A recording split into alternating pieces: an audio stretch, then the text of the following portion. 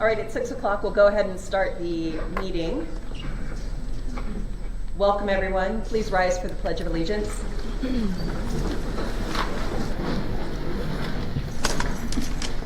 I pledge allegiance to the flag of the United States of America and to the republic for which it stands, one nation, under God, indivisible, with liberty and justice for all. Be seated. I do need a motion to approve tonight's agenda. So moved. Second. Motion and a second. All in favor say aye. Aye. Aye. Any opposed? Hearing none, the motion carries. I would like to let everyone know that Trustee Jones is out tonight. He's sorry he's not able to be here. He has some health issues, so if you could all just keep him in your prayers, that would be great. We're going to go ahead and enter into the work session. We've asked for the building principals and any directors to come forward and sit at the table with us. If anybody has any comments, questions, suggestions, anything of that nature, we would just ask that you go to the standing microphones so that you can give us your input. We would love to hear from you as well, but we are not going to run around with a microphone and try and get that to everyone so we can hear. But anytime you have something you'd like to offer for this work session, please feel free to go to the stands, the microphones, and maybe if none of us are looking, if you wave your hand, that'll catch our attention and we'll be able to give you an opportunity to speak. On that, we will open with we've been given a plethora of information, but we will start with item D1, budget information. And the first item being the spreadsheet that we were given for the levy budget information for 24-25. Let me do mine. Open that for me, please. Very top one.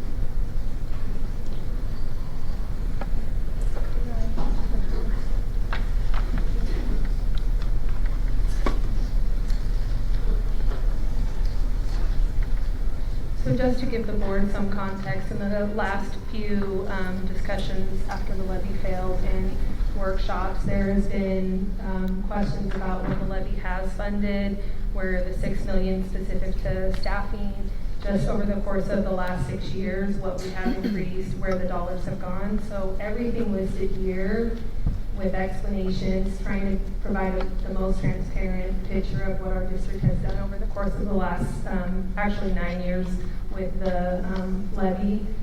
That's the first category here. So we have listed everything. Here's athletics, co-curricular, safety and security, transportation, certified staff, classified staff. This is a whole picture of levy dollars and how the levy dollars have been spent. If you go to the next. All right, thank you. So you're telling me the levy budget information, the spreadsheet, is what the levy dollars cover in those categories. Okay. Yes.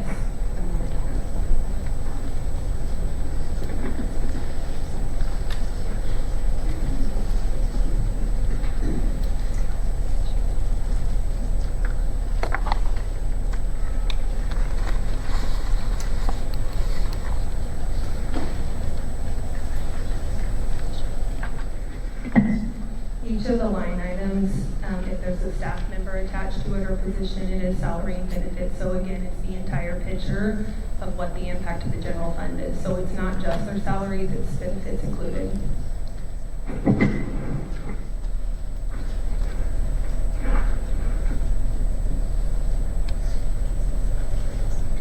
Under certified staff, there's the additional specialists at the elementary schools with a total amount of $613,730. Is that the additional, or is that the total for all of the?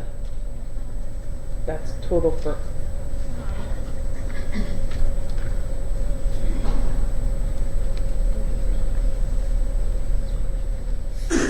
This is just for at the elementary schools. It says all elementaries have one librarian and one lab technician, and then it has the one certified for, So it is the total for those staff members that are listed by building there. It's only for the ones that are listed by building where it says elementaries have one librarian and one lab technician. Lab technicians are actually on a separate line, and we did not include librarians on that line. It's literally just a specialist for each building. It's a certified specialist. Certified specialist for each building. So for 6 individuals, we're paying $613,730. salary and benefits. There's 8 total positions there, and that is salaries and There's benefits 2. for all of them. You're looking at Oh, And there then we one go. over there, Okay, yeah. gotcha. Okay.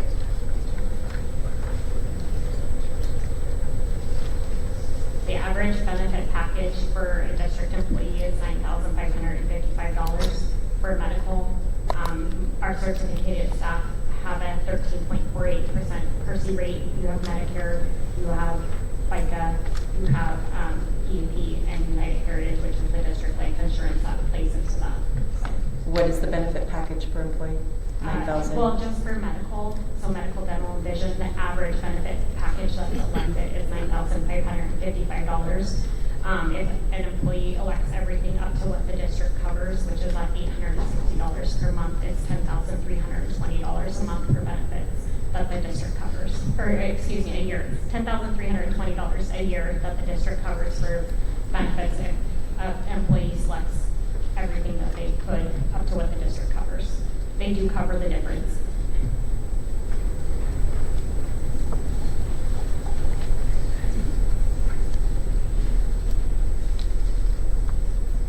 They cover the difference of what? So for example, I can use myself. I have family medical. The district portion is $860 a month. I pay on top of that about $950 a month to have medical for all of my family. And that's just medical.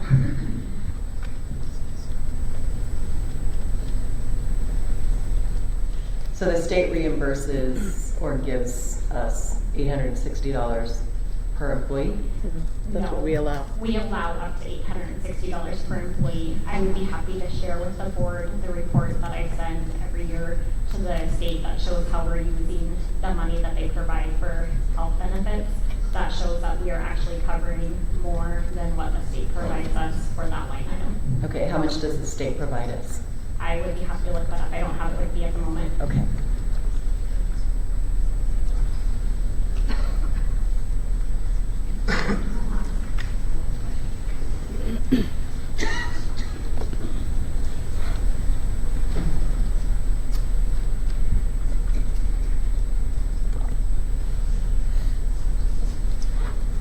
My next question on the athletics and co-curriculars, the amounts you've listed here is what the levy dollars would be applied towards. Are you telling us that this is what the expenses are for athletics and co-curriculars? Or is this just what levy dollars went to and there's actually more that needs to be involved? So it is a combination. The contracted coaching stipends, because we don't have everything because spring sports haven't been played yet, we use 23-24 numbers to reflect that. But for example, the athletic trainer line item, they're not currently charged in their scholastics. They're actually being charged to guidance and help, which is an accounting function. They're not in that athletic number, that 1.4 million that we spent last year on athletics, but those aren't included in there, but they are part of our athletic program. If we were not to have athletics at the district, we would have no need for athletic trainers, unfortunately. So we did include that in this line item. So it's a combination. We used last year's expenses because we had a full year of expenses to provide to you, but we did include some of the pieces that are not being charged currently to that interscholastic line. Okay, so if I were to add all of this up, mark it up 10%, just for giggles, would that fall in line with what we would anticipate needing for the 24-25 school year?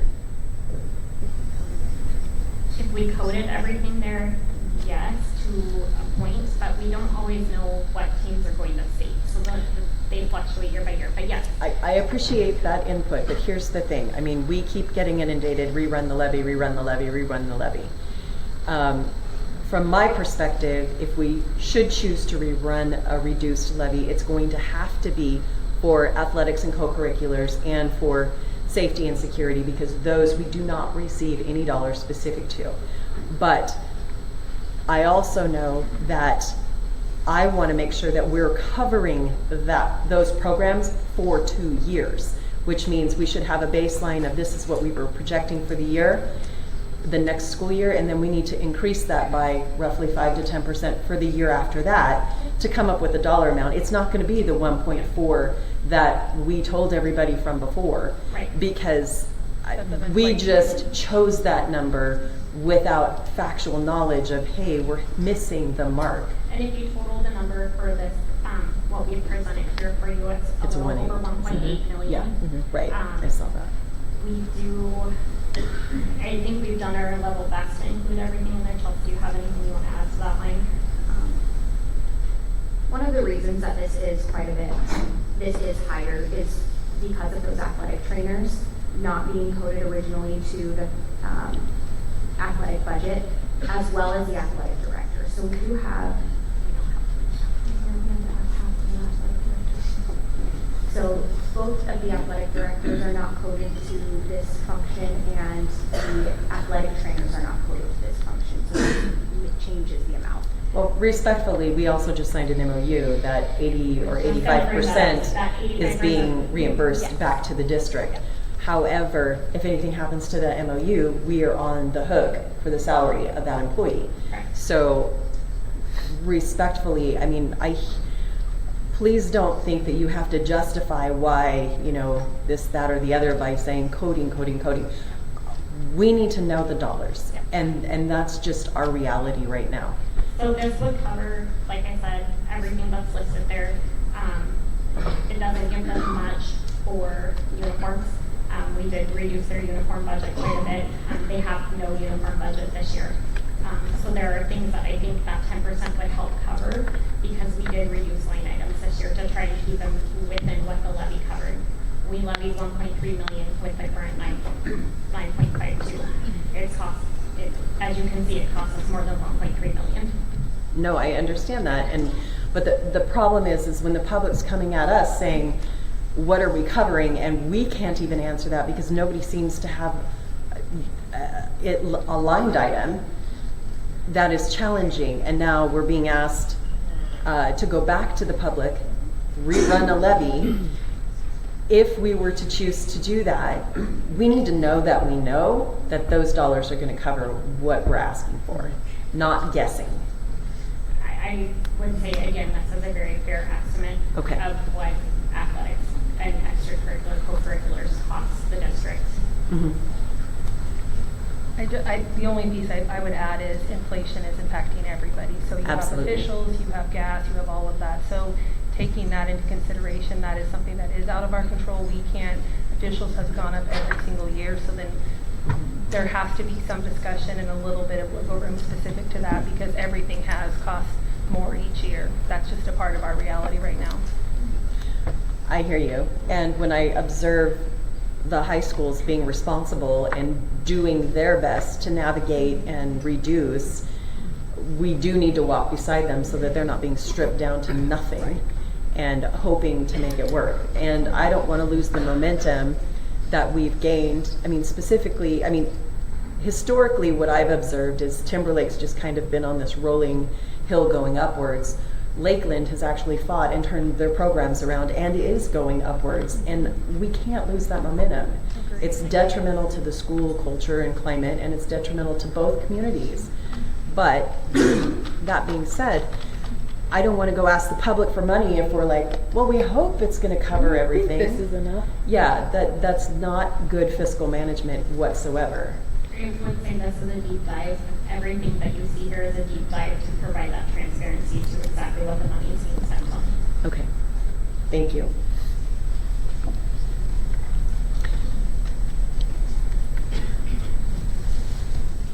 Well, I have a question on this transportation double routing, you're saying $50,036, $53,036 is all that levy dollars was to cover? That sounds a little bit more difficult without having everything mapped out and knowing all the particulars. Are we going to a 4-day school week? Are we including both elementary, middle school, high school? There's a lot of parameters that have to go into mapping out an actual total for you. So the $50,036 here is it's the difference between increasing 21 FTE from full-time equivalent staff in 2016-17 to now, and decreasing 39 part-time positions. It's just the difference between those two. So it costs us $50,000 more to have 21 full-time staff versus 39 part-time staff. That's what that's showing there.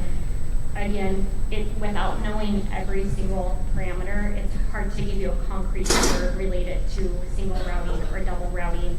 I can tell you exactly what double routing costs, because that's what we're doing right now. But I need to be able to sit down with Jessica, have her map out every single thing. Is it rezoning? Is it what kids are on the bus? How many drivers we need? How many hours they're working? How many miles we're covering on the road every day, to be able to give you a concrete number of what single routing could save the district. There's other decisions that have to be made for us to calculate exactly what that's going to be. Oh, hello. I was just wondering, is there a way that we could follow the numbers with what you guys are looking at on your screen too? I don't know if that's possible. We will see what we can make work. Thank you for bringing that up. I thought we were on it. And we're on line 29. Yep, that one. Line 29. It's all here. Okay, perfect. Whoa, don't do that. Chelsea could run the numbers for you. Okay. I suppose the struggle that I have with this is we asked the public for $1 million of supplemental levy to go into transportation. And now we're coming back to the table saying, you know, if we decrease to 39 part-time employees from 21 full-time, it's only going to impact us $50,036 more. So this would be a great way to say if we probably should have provided a little bit more detail in this box of what we were doing. We only calculated the difference between these positions. I can tell you when I put $1 million in the board recommendation for the levy ballot this time, that's what it actually cost us last year, above and beyond what we got from the state for the transportation reimbursement. I know exactly that's the dollar amount. I did increase it a tiny bit for inflation because costs go up, wages go up. We don't ever know exactly how many routes we're going to have, that kind of thing. We've had some overtime, things like that.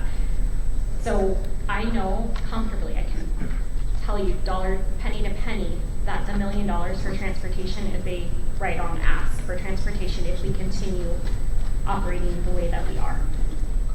Right, but when we have full-time bus drivers that are, you know, full-time because they're transporting kids to and from schools on their double routes, and then we have the athletics portion, we've got all those people into overtime. Right. And that's challenging given the fact that, did anybody budget for that? And who are we hitting up for that money? Because if you had the part-time staff, we wouldn't be crossing that line into overtime so significantly. I get it. We need transportation, etc., but we also need to be reasonable about it. And the fact that we had to go ask for another $1 million for transportation, I think it's not appropriate and it's not a good use of taxpayer dollars. I will say what was not highlighted, and that was an oversight on our part at the last meeting when we provided documentation related to transportation. I failed to pull in the revenue that the buildings pay to transportation. Okay. We know on the financials, you'll see it, that it's transportation revenue on our monthly financial reports. That offsets that too. So there was about $184,000 in transfer revenue for yellow buses last year for athletics. So our buildings do pay for that yellow bus service. Does it cover the total cost of it? No, but it does help offset the cost of it. Okay, but I guess where I'm challenged is if we have funding for athletics and we're including yellow bus travel in the athletics funding, why are our buildings having to pay more funding for yellow bus travel? They're not, it's the same thing. So what you're seeing in there for yellow bus travel is essentially the transfer to cover transportation costs. So Okay. the other thing that I want to point out in this that is not reflected in the box for the $50,036, if we were to go to single routing, we're estimating we would need 36 routes, 93 special education, so that would be 43 buses total. We don't have enough buses currently to do that. If we were to purchase the 12 buses that we need to be able to run single routes, I estimate that's going to cost the district about $1.65 million in order to get enough buses to run single routes based on what we're currently, how we're currently running and how we're currently zoned. Okay. 4 years ago, we were running single routes. What happened to the buses? I will defer to Jessica to answer. There's a little bit of a difference between what we're asking them to do now and what we did in 2016-17. So when we had single routing before, that was when I first started, we still transported elementary students separately from high school. So what you guys are asking us to do with the kindergarten through 12th grade is different. So I don't think we're comparing apples to apples. It's going to be, you know, like out in Hauser, for instance, we can't just send one bus out there and pick up all the kids. There's too many kids out there. So we're going to have to send two. So in our calculations with trying to estimate putting kindergarten through 12th grade on the same bus, it's an ask that we haven't done before. So these are all estimates. And like Jessica was saying, unless I actually go through and build all these routes specific to what you guys are asking for, which is a huge time, you know, and we're still running the department. So, I mean, we've been all working a lot of crazy hours to try to get you all this information. So it's a hard estimate, you know, it's not going to be perfect. And then with needing that many special needs buses, we're still estimating that we're going to have to haul those elementary kids separate from the high schoolers because there's just not room on the bus to hold that many kids and keep all the ones separate that need to be separated. Okay, so let's say we say, okay, we're doing single routing and we need to order 12 buses and we know the turnaround time is 1, 2, 3, 5 years. What do we do? Exactly, and that's the thing. No, that's what I'm asking you. What do we do? So I think that we can run double routing in a more efficient way, and I've estimated that we can absorb some routes, you know, we can make some non-transportation zones, and since I've been the director the last 3 years, that's what we've been doing. As people have been retiring, we've been bringing you guys the non-transportation zones, you know, trying to bring more of the stops out to the, you know, main roads instead of going kind of off on some of the side roads. And that's in one of the spreadsheets I went through and estimated about how many miles we could save on each of the routes. But I also want to point out, let me just bring up that spreadsheet here really quick. That one is the budget recommendations. It's this, it's transportation. So the building. Building That one, department. yep. Okay. And then go to the second page of the transportation, or the transportation. Yeah, so Page two. transportation, page 2, you can go to that one. Right. So this shows for each elementary school what we're estimating we could potentially cut. So with the miles saved per day, you know, for the first section is 44. So we've estimated that our maintenance and fuel cost is 80 cents per mile. So we could save $35.20 and then multiply that times 173 a day school year. That's only a $6,000 savings.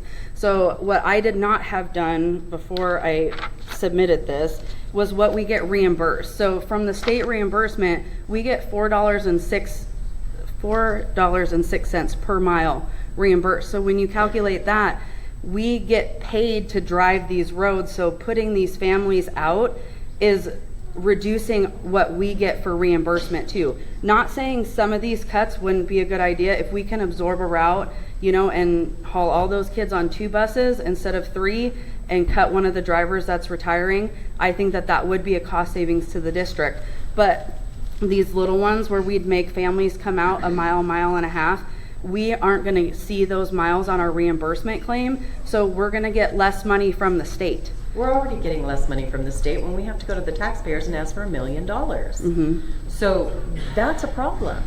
I hear what you're saying. I mean, we've been told for quite some time that our transportation just gets reimbursed. We don't need taxpayer dollars. But now we're asking for $1 million from the taxpayers.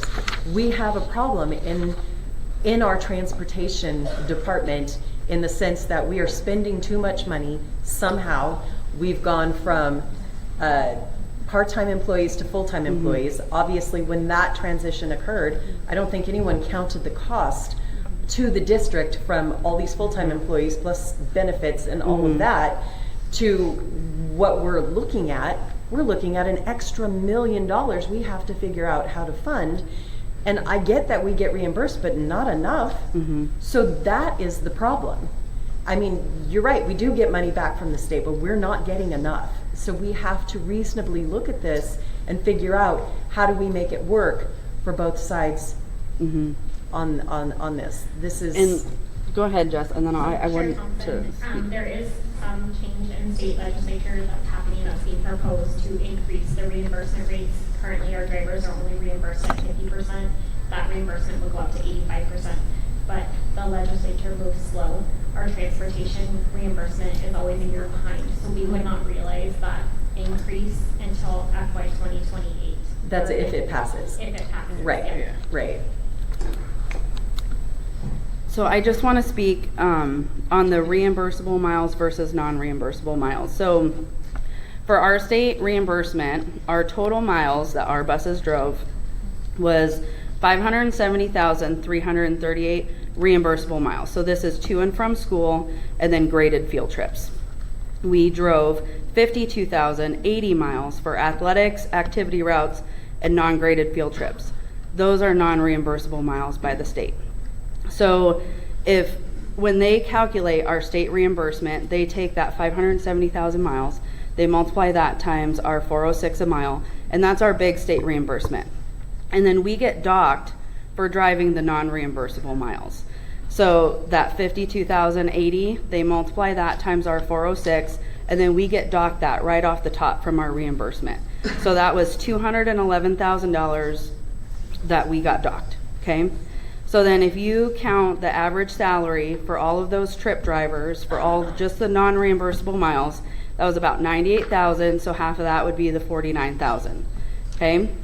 And then the maintenance and fuel for all of the miles that we drove non-reimbursable trips, that was about $36,000. So if you add up the deduction that we took from state for driving the non-reimbursable miles, 50% of the salaries, because that's what we get reimbursed for, the maintenance and fuel cost, that's $296,861 that it costs the district to transport non-reimbursable miles.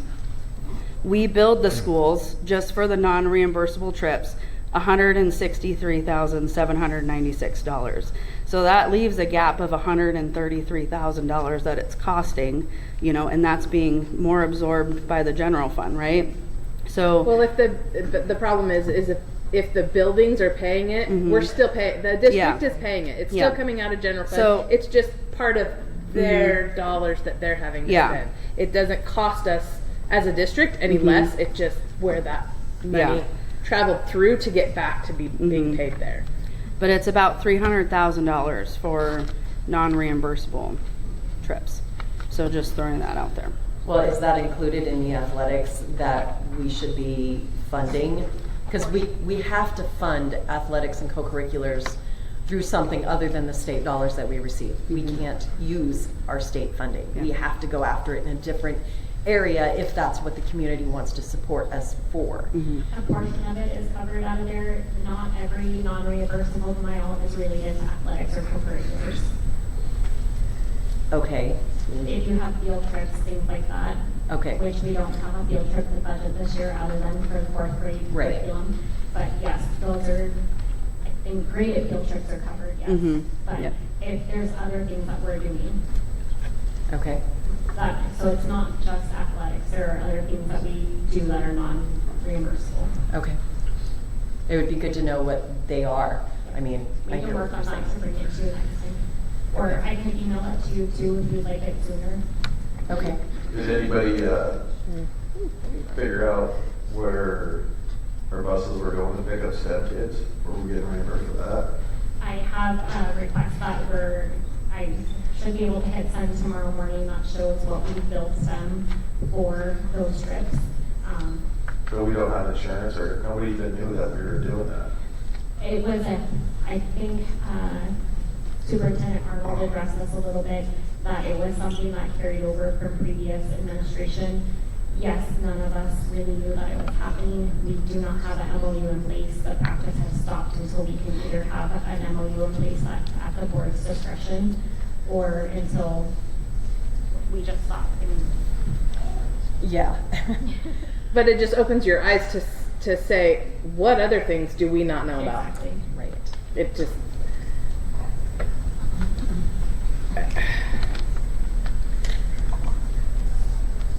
Our work really has been to try to uncover some of those things as decisions were made, and there has been a change in superintendent. So as those things are, when we first found out about that, we're bringing it to light and trying to get all the information so that you guys have a full picture of everything that's happening in our district.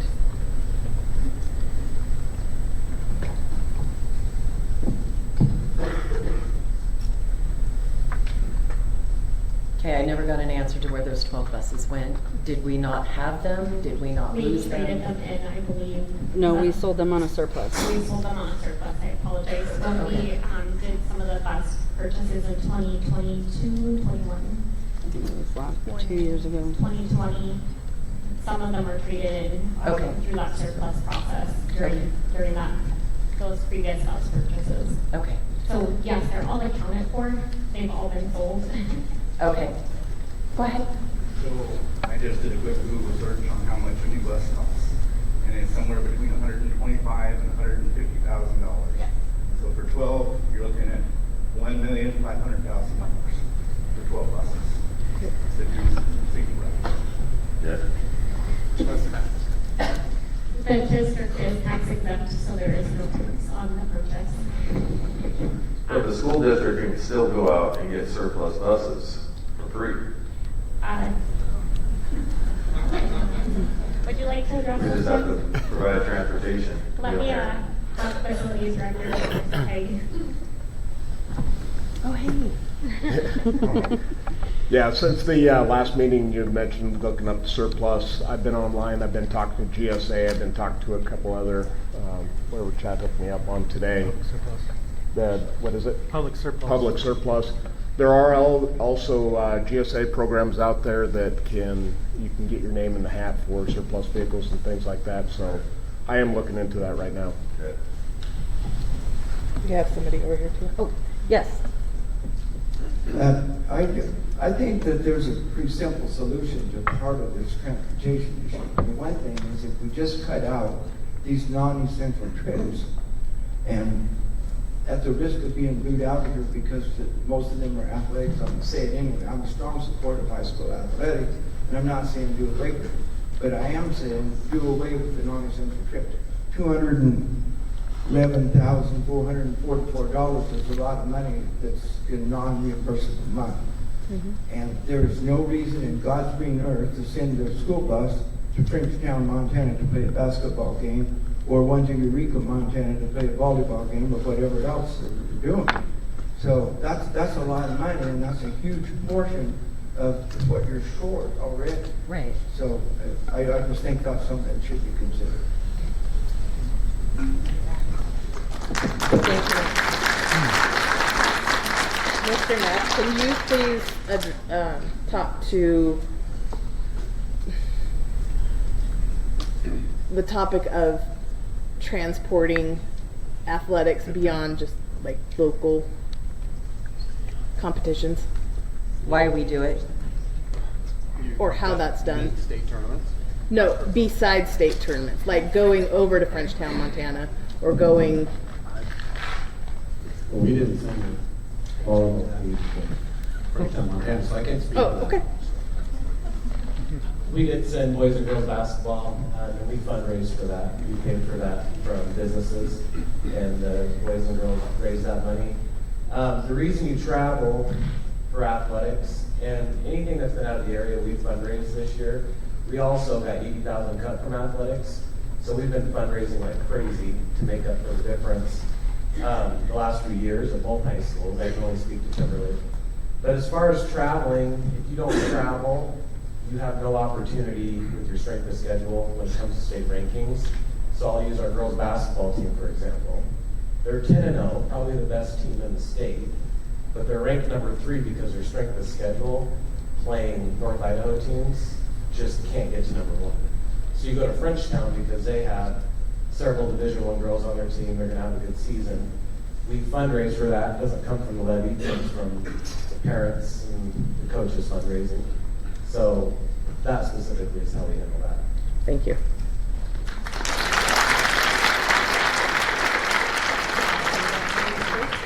And currently at Lakeland High School, any non-state trip where they go, further than 100 miles, our program is self-funded.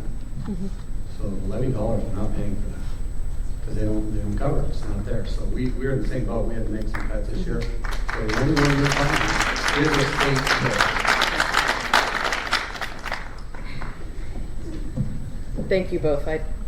I knew that to be the case. I just wanted to hear it from the mouths of babes. We have a speaker over here. It's green on the front. Who's going? Trustee, or Chair Thompson. I see that. Oh, we've got Yeah. 2. Hang on just one second. I have a question. Do we know what the overall budget is for transportation, what we actually spend, what that number is?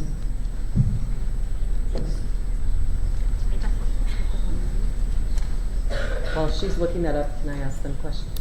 No. Okay. No, go ahead. Go ahead, sir. So I have 3 kids in the district and they've gone different trips. And my question is so there's a difference between graded trips and non-graded trips and their reimbursement. And maybe this is a question for the principals, but why aren't all the trips graded in some fashion? Okay. Why are we sending our kids somewhere to learn something and not grading what they learn? Good question. Jessica, can you answer to that about graded and non-graded? So there's a flow chart from the State Department of Education, the Transportation Department, and you go through, and I can read it if you want. You want me to read it? I'd just like an understanding of what. So pretty much if it's based on curriculum from a classroom and a student gets a grade from the trip, then we can reimburse the miles. So I think that it would be easy for a teacher to add a grade to the field trips to make it a reimbursable trip. Okay. Yeah. Can we do that with sport? No, I'm sorry. I don't know. I They're wish. student athletes, right? They are student Yeah. athletes. Mhm. They are learning stuff. Yeah. Yeah, but don't they get a PE credit? So can't we? Well, we do only allow graded field trips. The things that aren't graded are BPA, SCCLA, FFA, all those things count against us that we pay out of our levy funds for interscholastic, so those are non-graded trips. We don't take any trips at the high school level that, for like an academic class, that aren't graded. Does that make sense? So like Yeah. if band goes to NIC, that's a non-graded field trip, even though that's how we get marked. It's been a conversation with us. So interscholastics, those have counted against us and not being reimbursed. So Okay. And that's so frustrating because FA and FCCLA, those are co-curricular, so how can we not call them graded? We'd have to go through and I haven't had a chance to sit down with the principals for those specific trips. That's not what when I asked the That's what other we'll be director, doing yes, now. yep, yeah. Yeah. Go ahead, Dustin. Good evening. I would just like to bring up I think you said that the extracurricular transportation, the non-reimbursable transportation was like $200 and roughly $50,000. Talking about sports specifically, I mean, I can't imagine a group of 16, 15, 17, 18-year-old student athletes from Timberlake driving up to Bonner's Ferry in the middle of winter on their own, self-transporting themselves to play a basketball game at 7 o'clock at night, and then expecting those people to come back, or those student athletes to drive back, be responsible to drive back on their own on a school night to play a league basketball game, or a Lakeland group of student athletes to drive down to Moscow on a Thursday night. I just think it's very, very dangerous for our student athletes to put that and expect them to do that. Right. And I think that $250,000 investment in our student safety is very valuable. And I hope that we find a way to keep that in place. Thank you.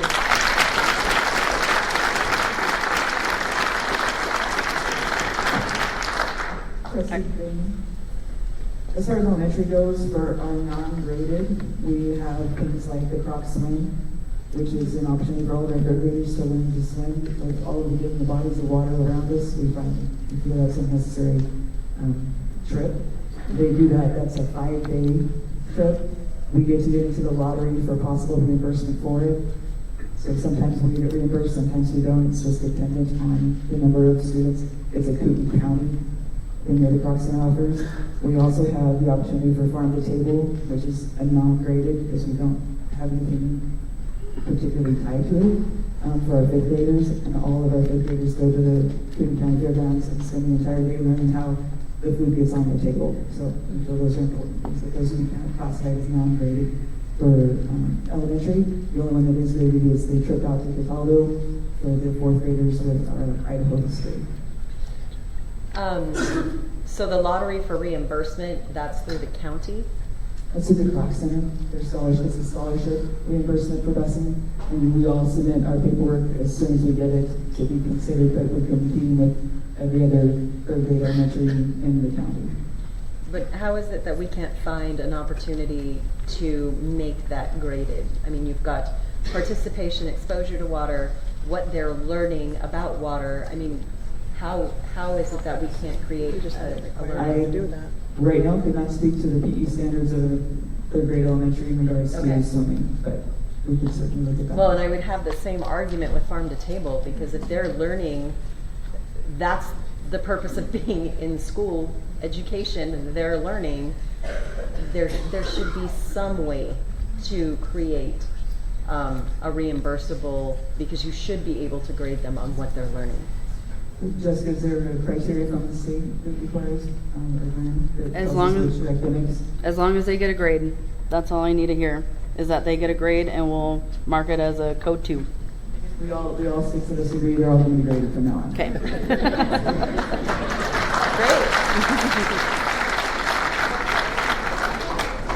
Trustee Grissom, at the previous workshop, we provided a document called longitudinal budget history. On that document, we show that we spent $2.78 million last year for transportation.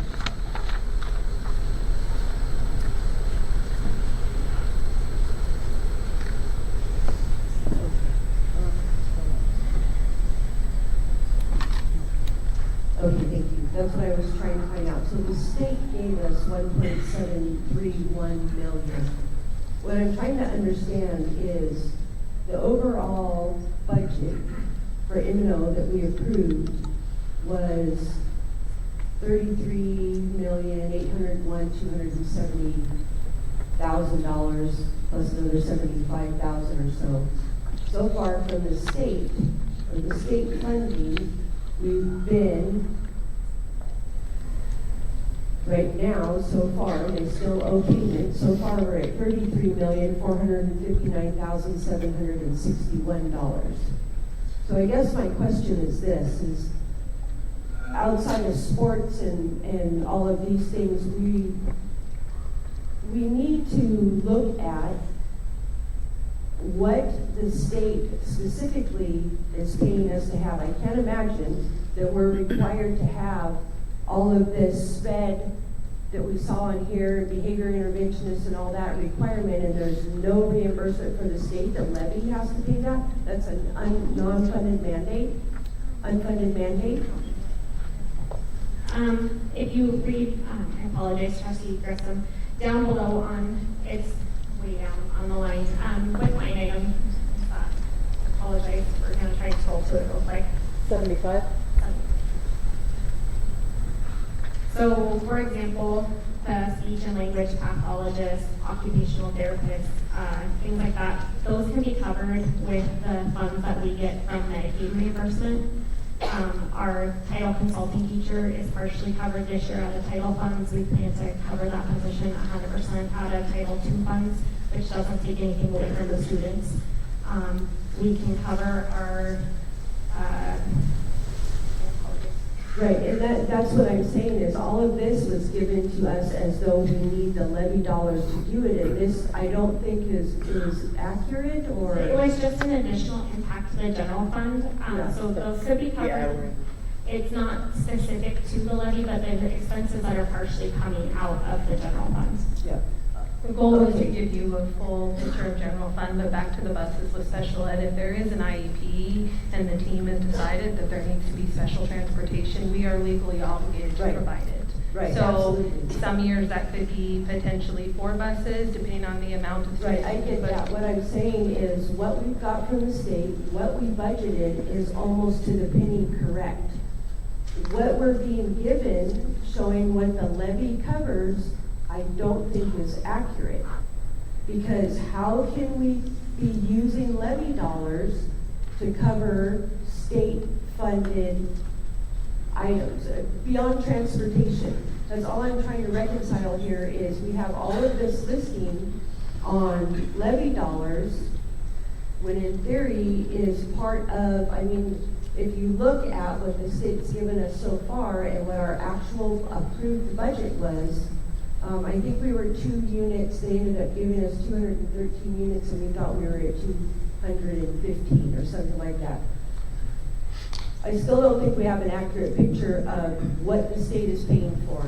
I know with their formula and with IDAPA rules, they look at our population, they look at the needs of the district, and they say you must have these many teachers, these many librarians, these many blah, blah, blah, and that's what they fund, correct?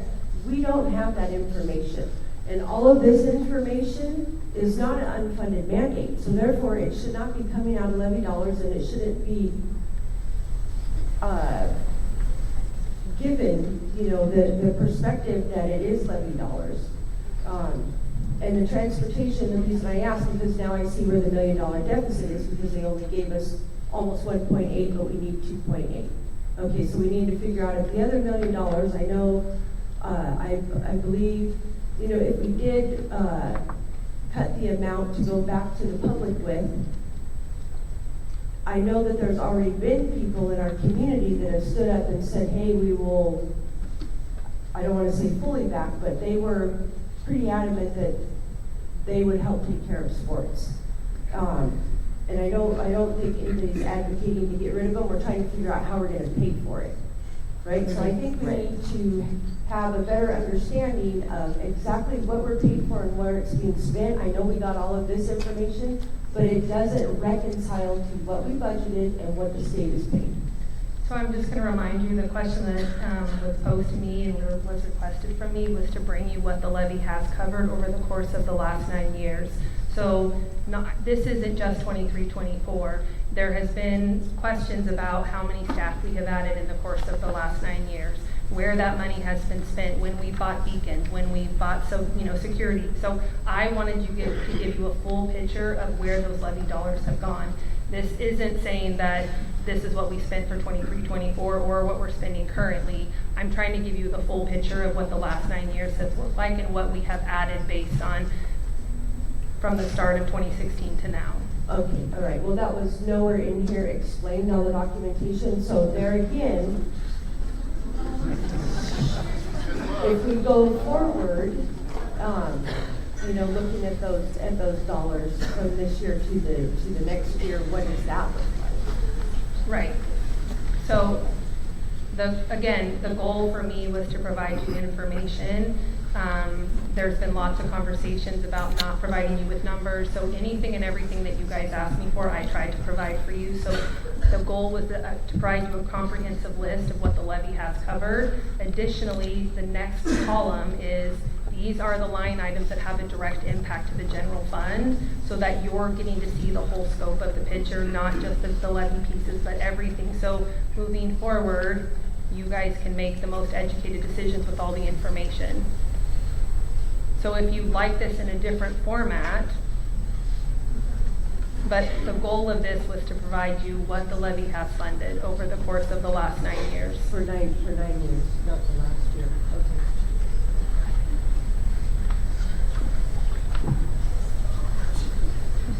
Okay. So out of cruising on down to just a couple of questions under the certified staff.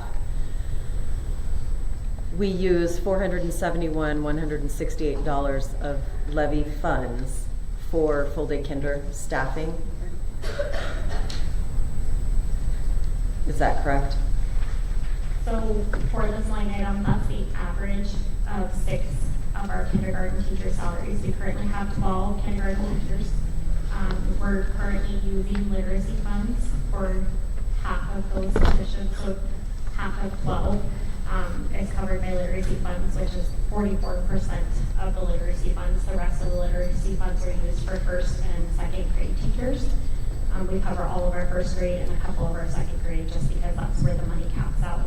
So I was trying to give you the average of 6 full-time kindergarten teachers with benefits. That we could potentially not use literacy funds if we went back to AM, PM kindergarten. You're still going to have teachers to teach AM, PM kindergarten. Right.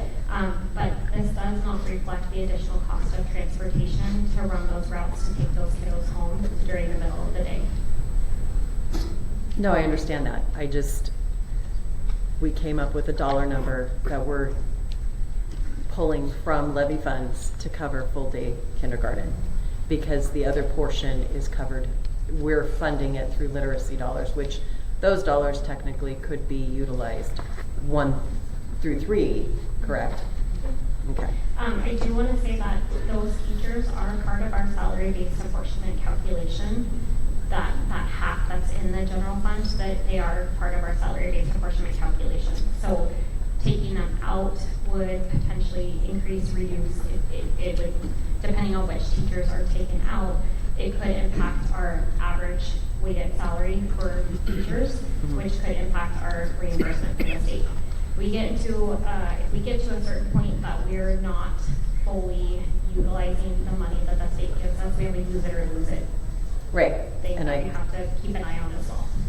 No, I understand that, and I don't know that everyone fully comprehends the fact that we have to budget in arrears, meaning we have no idea. We create this budget without any kind of understanding of what we're actually going to be receiving until the school year actually starts, and we can give a body count to the state to say these are the students we actually have. Not just the body count, but how many were sitting in seats. Correct. For the whole day. But, and that's where this whole budgeting process gets challenging, is the fact that it is best guesstimations. Correct. But with that being said, it's really challenging when we're asking questions and the response back is, well, you know, we just don't know. Not that you've said that tonight, not that you've said that tonight. In the past, we're still trying to figure things out. The funding for 2 additional nurses, how many nurses do we have on staff today? We currently have 6. Okay. See, I think that's where my confusion comes in, that we're paying for 2 additional nurses, and that amount is, I assume, what the 172 is. But then when we talk about the additional specialists, we just put the full amount of all of the specialists that we have. Like one we're presenting the difference, and one we're presenting the We full added amount. just the certified, it's not everybody, we didn't include the librarians and the lab techs are in a different line item. But part of the reason why we gave you the full amount is in talking with the elementary team, again, this is something we want to do. Our specialists provide our kids with opportunities and experiences, but if we had to go down to 3, which is what we used to have, that would be the dollar amount that we would save. Nurses were added specifically because of our diabetic students. We have more at-risk kids coming in with more health issues, and so the nurses were added based on need. And so they're serving, I mean, our nurses are all over the buildings running around there. We have so many kids comparatively to 2016 who need those nursing supports in all of our buildings.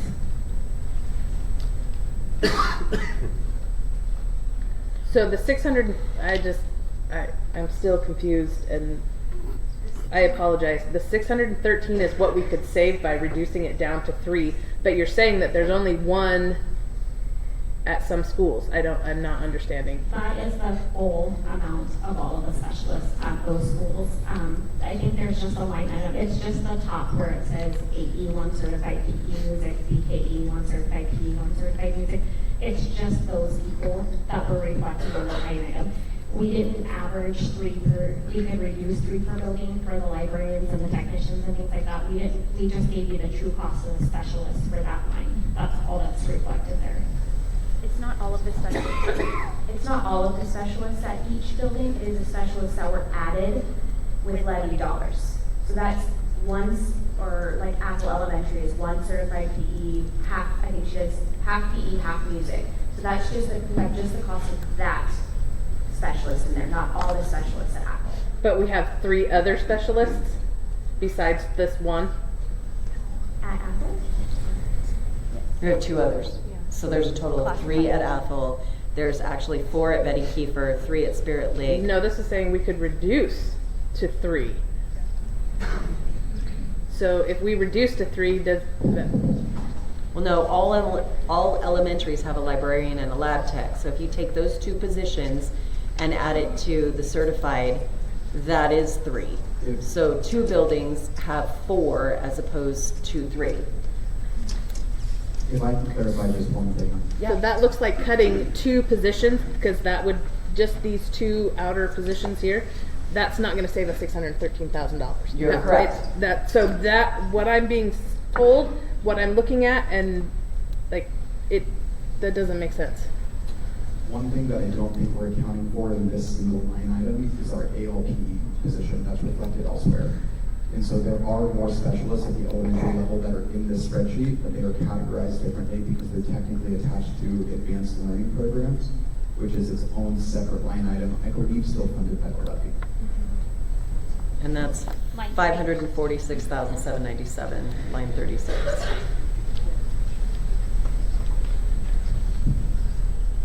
The alternative middle school, it's funded 12 students to 1 teacher ratio. It's costing us $80,230. Or is that just the funds from the levy that are being allocated into that category? Do we know? Again, this was a program that was added with levy dollars. So Okay. we're trying to reflect the cost of what the added program via levy dollars. Okay. So it's just the salary and benefits of the individual okay. Perfect. that does the alternative middle school. We're just trying to show you, the question of the last meeting was, what did the levy cover? So there was a lot of work to go back and look at all of the different documentation that was prepared over the last 9 years to try and give you our best of, this is what we use this money for. Right, and I absolutely appreciate all the time and effort everyone has put into creating all of this information. Respectfully, being inundated with demands to know what we're cutting right now is challenging, because for quite a while we haven't had the information on this much detail. So I commend you all for being able to come together and put some numbers down. What we need to understand is these are levy dollars that are being taken and used for this funding. what is, Apologize. I That's didn't okay. mean to cut you off. The tricky thing is, once you add a program, it just becomes part of what the district does. So it may have been something that we asked for in 2016, but now it's just part of what the district does. And so, yes, does the levy help offset it? To a point, you can say it helps offset everybody's salaries because we don't get funding person by person. We get an average salary for the salary-based portion. So really, truly, unless we said Jessica Grantham's position is covered by the levy, and we track it that way, and if the levy goes away, my position goes away, we don't do that. It just becomes part of the district's pot of what we're doing. I understand that, and I get that this is just what the district has done, but we have got to figure out what this district needs to do to be able to educate our students, because that's the focus that we have to do, and making sure that our kiddos that are coming up from K through 12 are being educated, and being educated with funding that we're given, so that we're not strapping teachers to classrooms of 30 plus kids, because that's just crowd control, that's not education, and being able to do what we need to do to make sure that everybody's educational experience is benefiting that student.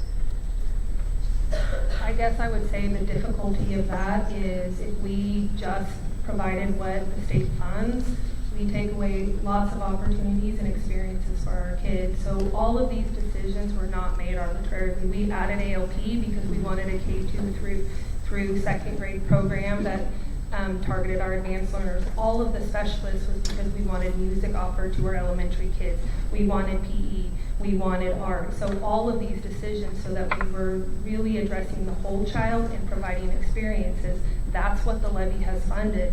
And whether it started in 2016 or it started in 2018 or it started in 2020, that's what we now have. So, I mean, I think every single person here could defend why we need to keep ALP, why we need to keep every single specialist. As a literacy person, I would tell you, and I know you haven't asked my recommendation, but the last thing would be to cut kinder.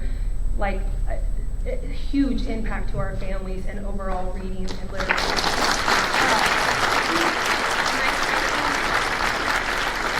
the hard part is if we just go off of what the state funds, we have to pull a lot of this away, and that's the hard part. And you guys are tasked with that, decision. I understand that, but this is really hard because this provides our kids experiences and our families and our communities. We have people who can't.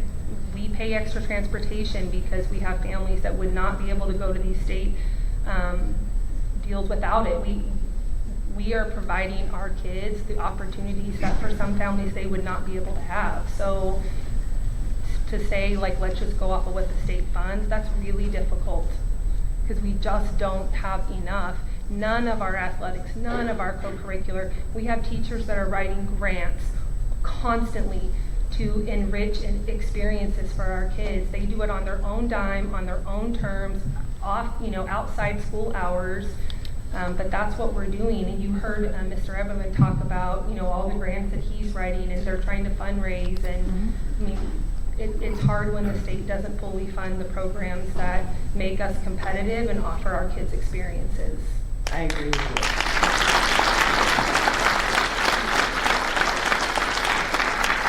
Can I have some understanding of what building lab techs do? Because we have 14 of them.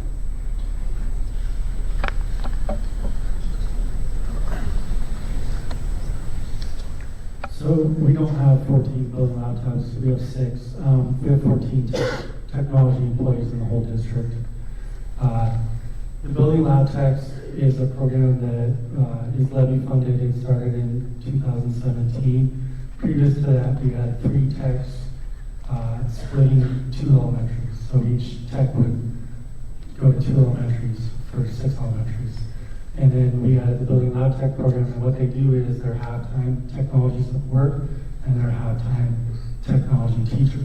So they're actually one of the specialists in the building. They're teaching coding, typing, digital literacy, digital hygiene. They're teaching those 21st technology skills at elementary level. Okay, so we have, the information we have says that the building lab techs, we have 14. No, it says we had 9 total technology personnel in 2015, and currently we have 14. It's not just lab tech specific. Correct. It's technology personnel. Correct. So that number 14 is my network administrator, you have your small device specialist, you have your admin assistant. Okay, hold on so then. it's all of our technology employees. Based on the information we were given, added building lab techs is $297,250, and the notes state that we have 14. Then we have added technology admin assistant at $58,118. Then we have tech integration specialist at the district office, handling all state testing and diagnostic setups, training, PD, and best practices. Then we have a Chrome OS, G Suite, and small device specialist at $67,003. Up here we have wiring and communications technician for $72,676. So I guess what I'm trying to ask you is these extra positions, I kind of heard you say, no, that's part of the 14. Is it or is it not? Sherry Thompson, I apologize. We worked really long and hard on this document and we went over it a million times. The description on that line is not accurate. That should just say that we have 6 building lab techs. I apologize that we didn't catch this. I don't know how many times we looked Okay, at it. so 6 building lab techs cost us $297,250. Okay.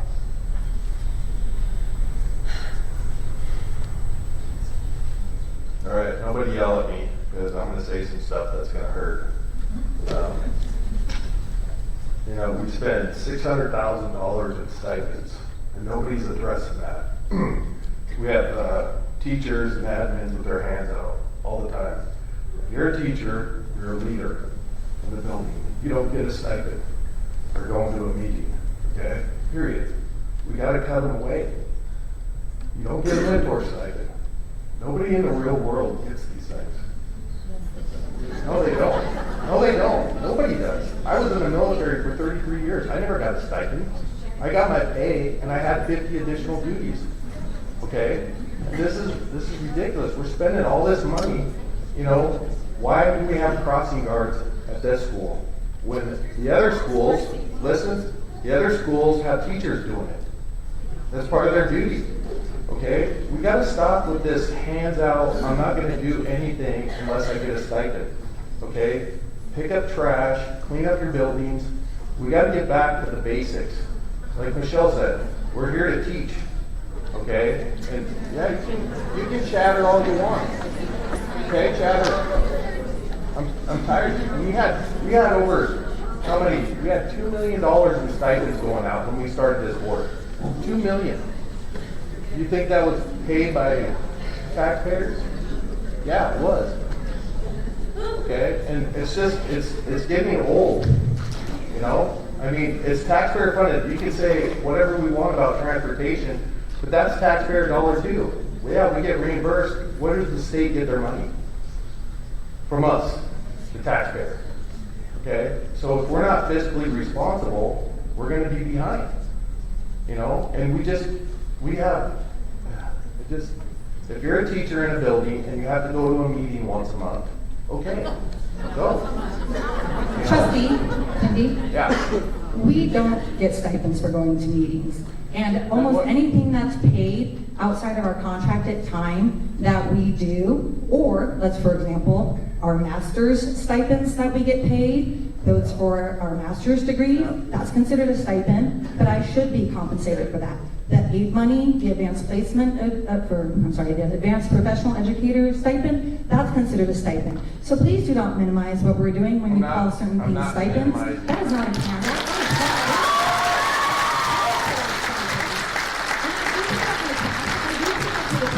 I do clean my boards, I do wipe down my desks, all so that we can help our maintenance staff. So please do not minimize what we do as hardworking professionals.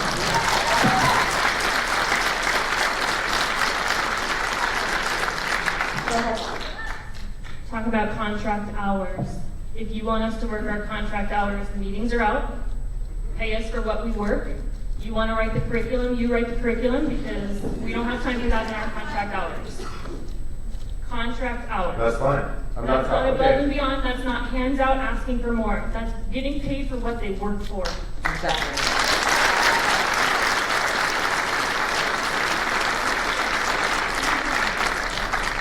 I'm talking about a mentor stipend, okay? You get $500 for a mentor. No, don't get, okay, just let me talk, please. Any job I've ever had in the civilian world, I do not get a mentor stipend.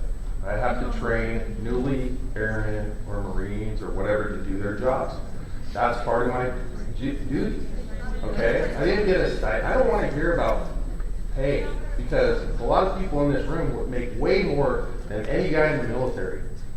Way more. Yeah? So what? Okay. Yeah, you didn't have to get shipped overseas at any time, night or day either. Okay, if you'd like to have a conversation with the board, please come up to the microphone. Don't shout from the audience. This isn't going to be productive if you guys start attacking us based on our frustrations that have been built up over the years. So we are trying to get to the bottom of this $9.52 million. Everyone keeps saying just rerun the levy, but I'm here to tell you, if it doesn't pass, what are we going to do then? So we need to know where we're at and what dollars we need to look at, where we can cut back. Everybody has put a lot of time and effort into this, and I appreciate that all of you that are paid have done your due diligence in trying to give us the best information possible. We are all elected officials, and we are trying to work through this together with all of you side by side. We don't just want to take a machete and whack everything off, because that's not going to help the children. The children are here to be educated. That's our first priority. We have built, the high schools and the middle schools have created additional programs that require funding. Unfortunately, the state dollars don't cover that, so we need to look at that and how we're going to do that. Go ahead. Hey, so I'm really worried about how this meeting is going. I like how you said you're elected officials. When I vote for a school board member, I'm voting for someone who will represent the best interests of my children in my zone, and I love Trustee Bain, and I appreciate everything that she does. When I came to this meeting, as I think a lot of people here did, we were here to hopefully come together as a team and work for our school district to figure out how we best can deal with this situation. Right now, if we're over halfway through, I don't feel like we've done any of that. We've just sat and nitpicked through each line item and picked it apart, and I don't think that's anyone's intention. I think everyone's coming in here kind of guarded up. We all have to take the armor off and figure out how we're going to show up and do what's best for our kids. So what's on here, the leadership in this district has worked tirelessly well outside of their contract time with no hands out asking for absolutely anything to come together and put a list of what this levy has paid for, full day kindergarten, ALP, all of these programs, I believe all of the children in this district need. I am capable of enriching my children at home. Not every family is.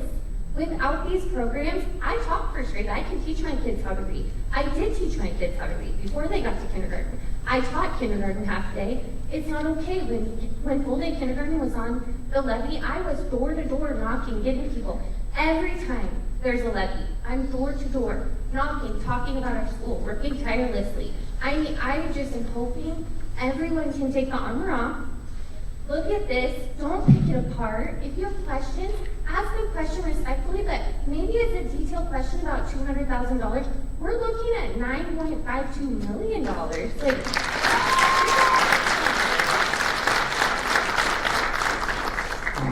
I apologize. I didn't mean to offend anybody with stipends. I'm serious. I didn't. I understand the 8 stipends and the the BA plus 0.4 and all those. You earn those, you should get those. I'm just talking about like building leadership, and you know, we have $1,000 here, $1,000 here. It all adds up. You know, if you don't want to do it, that's fine. You know, people step up and do it.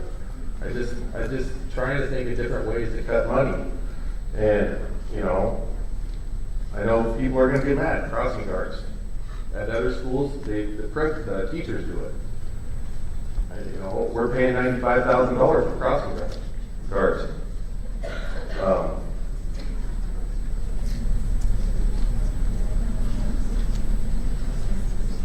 And we got, phones? We got phones. We got phones for admin, which, I mean, how many people actually use the phones?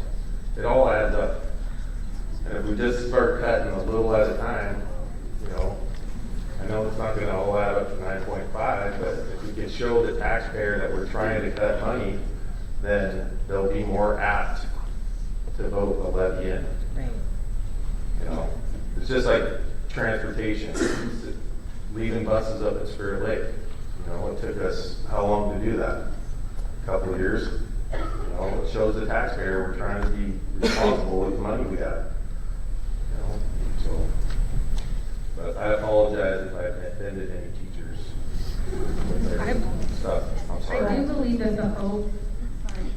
I do believe the hope for the people here, though, is that we start providing some solutions, start talking about some of these things. So again, if there are line items where you don't fully understand, I mean, we have 40 minutes left. If you want to email us some of that, but are there things that, I mean, we can give our patrons some of that transparency about next steps? Are there things that, there's been a lot of ideas thrown out, like what are some areas where you guys are comfortable saying that's something that we could potentially cut? I think people want to hear some solutions. Can I piggyback off that? Absolutely.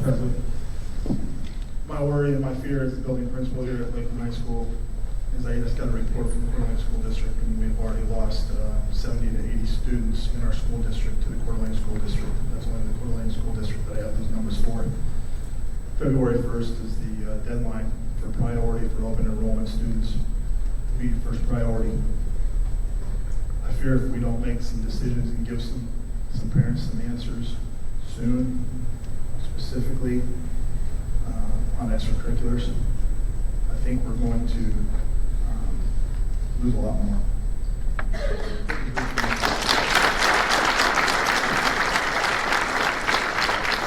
I don't know who was first. I have to agree with what was said. It seems like we're not really getting to where we need to get to, and I don't know if it would maybe be beneficial if we potentially look at this from a backward design type model where we look at, okay, we need this many teachers next year. This is what we should budget for them if we go along with the negotiated agreement as is, and how many students are projected along with administration, every program that we have. I mean, is that anywhere? I'm not seeing it anywhere. And then from there, looking at where do we need to trim some things down? What is possible for us to trim? Because it just seems like we're nitpicking little things like $500 here and a couple $100,000, or not, well, not even a couple $100,000. It just seems like we're not really getting anywhere. And like Jimmy just said, parents, myself included, I have to come to some decisions here as to what to even do with my own children as far as where they're going to go to school next year, along with those of us wondering what's going to happen with our jobs. And obviously you guys are in a really tough spot, but I'm not, as I'm looking at this is really difficult to follow. Where are we going to cut $9.5 million? If we reround levy, what's that going to look like? I mean, there's just all these questions that I feel like we're not getting answered. The problem is that the election doesn't happen until May. We have to have a budget to the state before that election happens. So we have to create a budget without the $9.52 million and then work on figuring out what we can add back in. That's my questions, is understanding what makes up these dollar amounts so I know what I'm comfortable saying, okay, this is really important to me to add back in. This, it's nice to have, but we can't afford it. So that's my questions right now, is understanding what makes up these dollar amounts so that I understand what we absolutely have to have and what that levy pays for and what we can add back in if we were to rerun a levy, maybe at a reduced amount, or to see where we're at. Asking the right questions from the people that are providing the budgets. I mean, maybe we're not communicating, or it seems like we're not all on the same page as far as what should be communicated and what's being asked of everyone.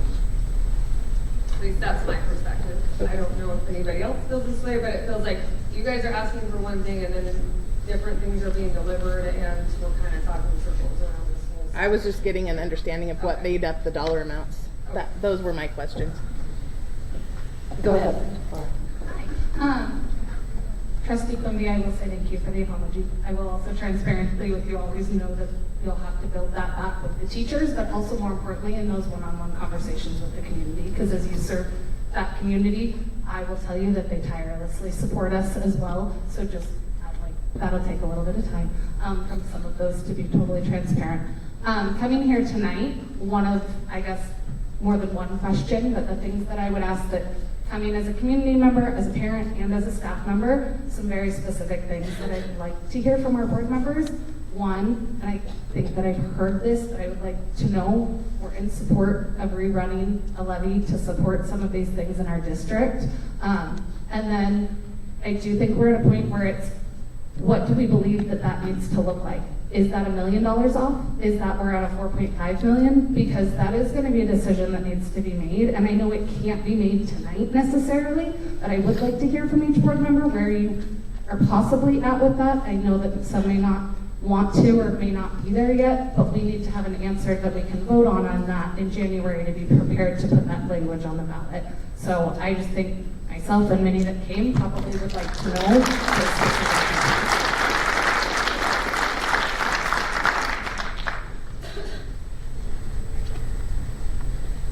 Thank you for that information. Oh, hello. Go for it. I was born in Rathdrum. My wife was born in Rathdrum. My mom was born in Rathdrum 83 years ago. And we've never had an issue with Lakeland having money to have a nice school system going. And now I can go over here to Super One, and it's packed all the time. And I walk in there, and I don't know anybody. Right. And I think the problem we have is we need to educate the people moving in here because they don't understand the Idaho education, the funding that we get, because they come from different places and they don't have the help funding. Right. And I think if we don't pass this levy and we make it through next year, what are we going to do the year after that? And if we don't pass this levy, next year our taxes are going to go down. Right now is the best opportunity to get it because your taxes aren't going to go up as much. If it doesn't pass and you try it 2 years from now, it's going to make your taxes a lot more and it isn't going to work. I understand that.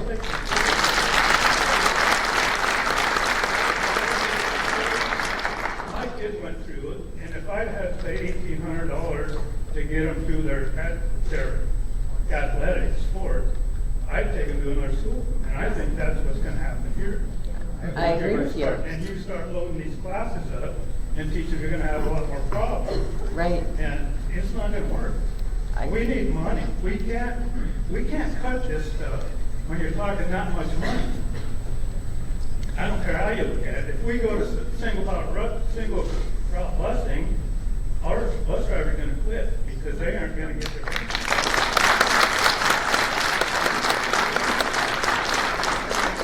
You need to figure out, I don't know if you need that much, but you need to figure out how much we need and when it again and educate the people in the district.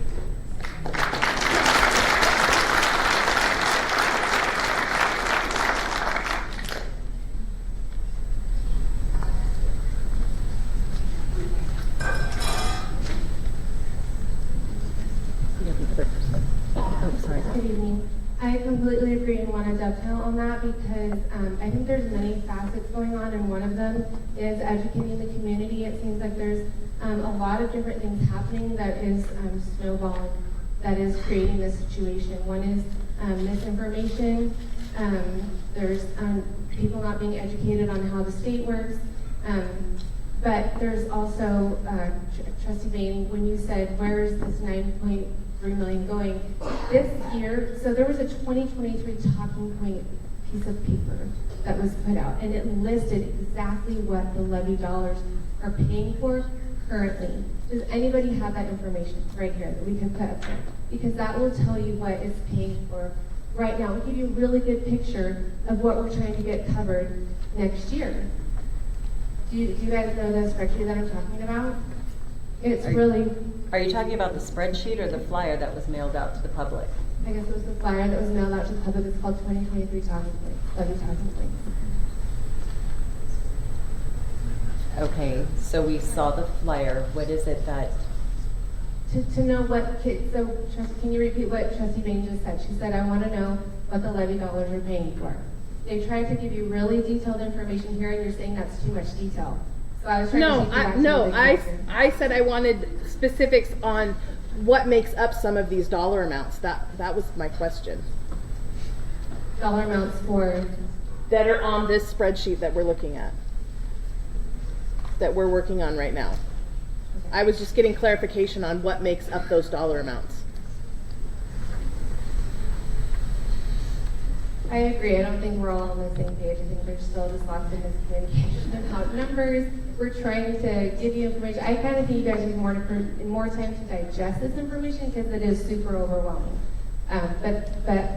Assistant Superintendent Pasley did an incredible job with her team giving you guys information.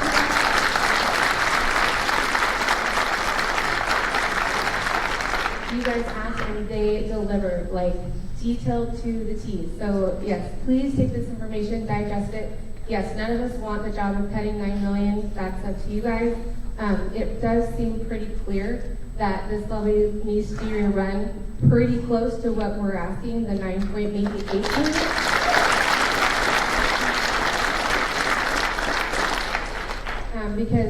Because we are being fiscally responsible. You look at the spreadsheet and it's very clear that we are doing a very good job. And so we need this money. So please rerun it. Please rerun it for 8.3.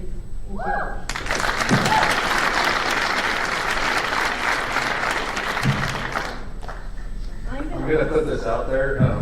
The school board runs on recommendations from the superintendent. That's how we operate. Everything's supposed to come from the DO office. They're supposed to tell us what they want to do, and then we vote on it. That's how it works. Okay, we don't sit at home and try to figure out every day. Well, some of us You're weird. But that's how it operates. And people keep saying the board, rerun the levy. Well, give us your plan. You know, that's what we need, so we can say yay or nay. You know, I mean, that's how it works. Are you asking me my recommendation as the assistant superintendent and a mom of 3 boys that went through all of our schools? I'm asking you to rerun it.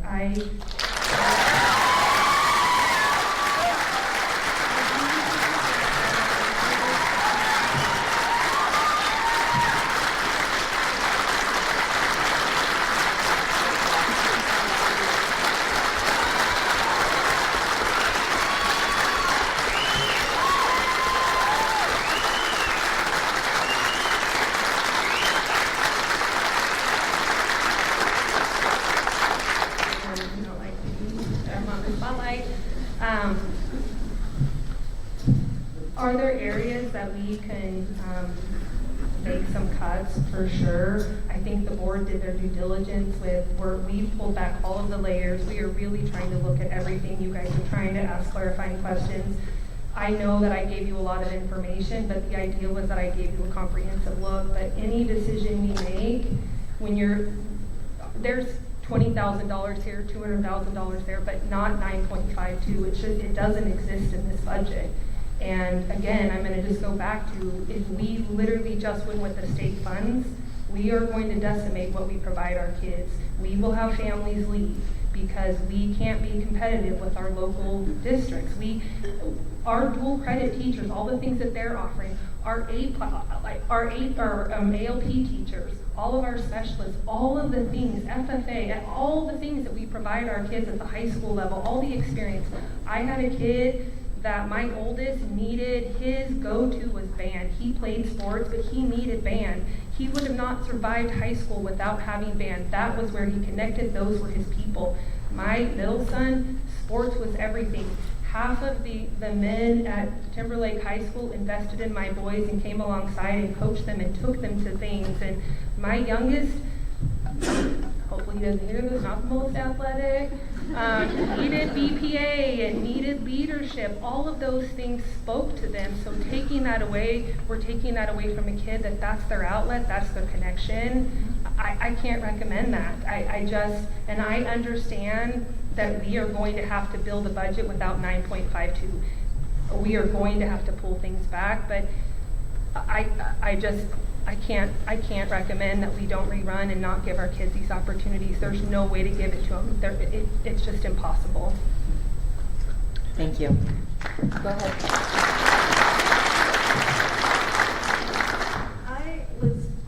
I was too born and raised here. I grew up my entire life here. I worked for 30 years at Super One with this community. I will tell you, in the last few years, I don't know if it's just been inundated from, people moving here, not being educated on the way that the school works and our state funds. We need to quit sugarcoating things and saying, this is what is going away. You just need to put it down on paper. This is what's going to go away. We don't need to try to make it sound good. This is what's going to happen. Because only then are people going to wake up and say, oh, maybe I need to look into this a little bit more. But right now, they're just looking at a flyer with all these, like we are right now with dollar amounts and all that, and it's just kind of going over their heads, and they're not wanting to take any time. I don't know if they're just not wanting to do it, or they don't know how to go about doing it. But with the people, all the extra people that have moved here, not knowing how our schools run, because where they're coming from, they were, everything was state funded, it would help a lot. That's just going to be my recommendation. Thank you.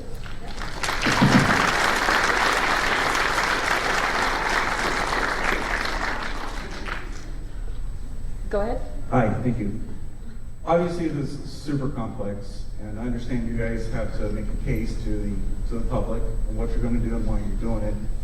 But is it possible to maybe take out some low-hanging fruit, some places where it's obvious that we can save some money, but then actually add a position, maybe follow what Trump is doing, add a position whose sole purpose is to look for inefficiencies and places to save money, and they can create public reports. So that way, at least to the public, you're saying, well, we're going to save some money, and we're also going to invest in saving money.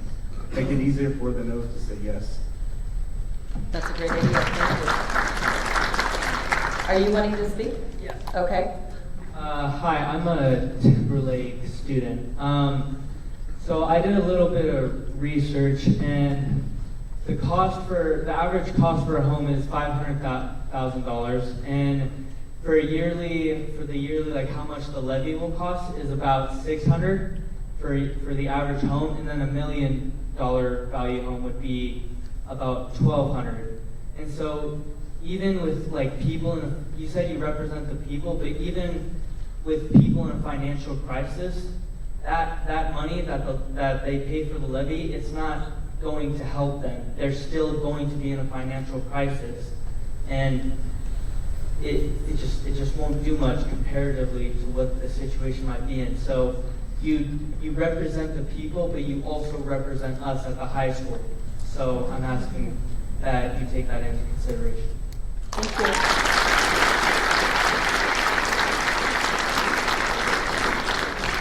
Chair Thompson. Yes. In order to move this forward, I do believe we need some direction from the board as far as what to calculate. If we're going to go to a 4-day school week to look at teacher retention, if we're going to look at rezoning and adding more kids to a certain school, those things have to happen for us to be able to calculate a cost for the board. so that we can come up with, if we do rerun a levy, if we don't rerun a levy, what the cost savings are, what it would look like to put on the ballot. We need direction from the board, which way you would like to go, so that we can give you the information that you need to make a decision. Okay. I know you can't make decisions tonight, but we could. No, we can definitely give direction. I mean, there are, in all fairness, positions within the district office that could be removed. They could be eliminated, because if we are really truly going to tighten our belt, then we need to look at that. Within the school buildings, I don't see that there is a lot of positions that should be removed. District-wide, I think there's some positions we can look at. Regardless, I firmly believe that the levy has to fund athletics, so we need a solid dollar amount on that. It needs to fund our safety and security programs. We need a solid dollar amount on that. With respect to the fact that we need to be negotiating with the county, what they are charging us and what we are actually able to pay, we need some negotiation going on there, not just accepting that this is what it is. Within transportation, that needs to get reduced. So whether you all want to start looking at how can we make it more cost effective, which it sounds like you've done that. We haven't seen those dollars and what that cost. Gave it to us. It's right here. Is it total? How much money are we saving? We can't manipulate that, so bring the dollar amount to us that we are going to be saving if we choose to cut off those routes. Or, I mean, are the stops 3 miles apart from one stop to the next, so that, you know, because that's what the law requires, is 1.5 miles. So if you've got 1.5 miles between a door, 3 mile span, is that what we're doing? I don't know, but it would be great to have that insight. You are the person that has the ability to provide that information. The transportation total on this spreadsheet is $546,317. Okay. That she went through and said, we can cut this, we can cut this. It's $546,000.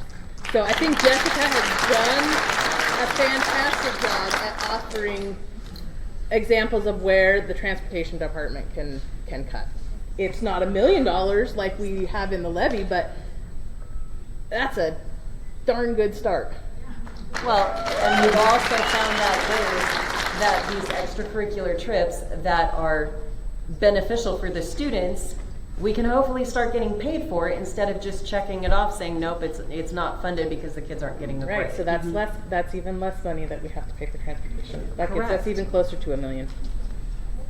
Go ahead, Jessica. So one of the things that I was going to say, when we are adding bus stops, student safety is always our #1 priority. We try not to go down the extra roads. Like Sienna Loop is a good example off of Clagstone and 54. That's about 2 miles total. We're not going to go down that loop. But if we're already traveling on that road, our state requirement is more than 200 feet away. So if there's no sidewalk on Clagstone, it's super dangerous for little kids to be walking along there. We're already traveling those miles. We will add stops along the route for student safety, but we're not going to be adding going down the little side roads. Does that make sense? So like, it may look like we have a lot of bus stops, but it's not adding a lot of mileage when we do those types of stops. Okay, I just want to clarify that. Like, we add bus stops for student safety, but it's not always adding mileage to our routes. No, I understand that, but every stop that we make along the way, whether it's one driveway to the next driveway to the next driveway, that's wear and tear on the buses. So, I mean, that's been part of the frustration. Oh, you have someone at the podium. Oh, okay, I'll be right with you. That's just been part of the frustration, especially Trustee Quimby has stated repeatedly that the more you stop and start that bus, the more wear and tear you're putting on that bus. So if we can spread it out, there is cost savings that is going to come. That's the only point. Rod, can I pass that on to you? Rod is our wonderful mechanic, 1 of 2 at transportation. Rod, could just speak to that? Does that really affect wear and tear on buses when we're stopped? I mean, maybe brakes and that affect. You're not getting back up to a highway speed and you're just going, 25, 30 miles an hour and you're stopping at the next, you're probably not gonna get a whole lot of wear and tear that way. But if you were doing, up to highway speed and stopping every time, then you're using more fuel to get up to speed and more braking to get down to stop. Okay, thanks, Bob. Yeah, there's somebody over here. Yeah, you can't see me. My name's Peggy Cutler, and I have been volunteering with our school district since 1987.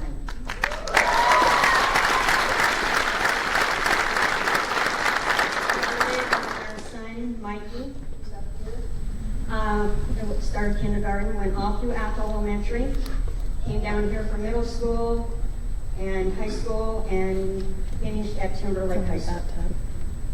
I have two grandsons now that are in 9th grade at Timberlake and 7th grade at the middle school. I just highlighted all of it. I did some math.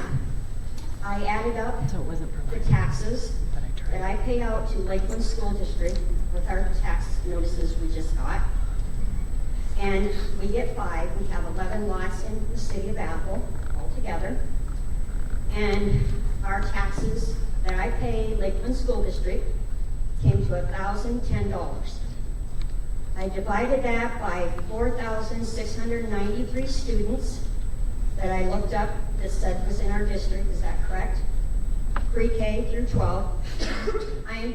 We are paying, Mike and I, 22 cents per student. That is nothing. Mikey and his wife Casey have 5 acres up behind the new Superone in Apple with a beautiful home and garage. They are paying 8 cents per student.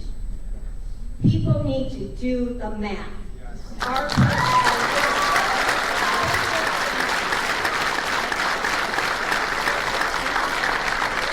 Everybody needs to start working together as a team, because that is not what I am hearing.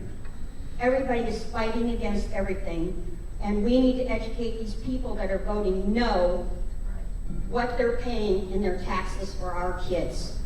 My grandson, that's a freshman, is looking so forward to going to K-Tech.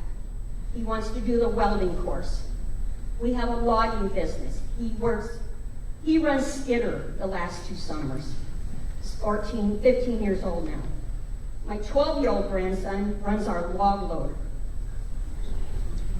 and loaded his first trucks this summer.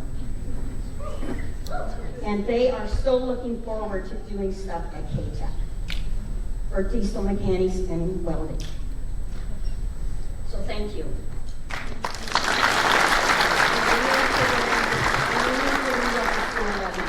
No matter what, we've done it before, we can do it again.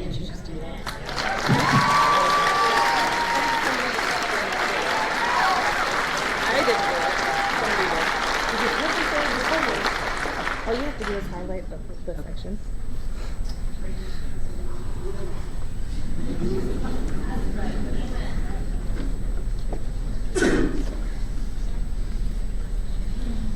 So the district office is asking for direction from us.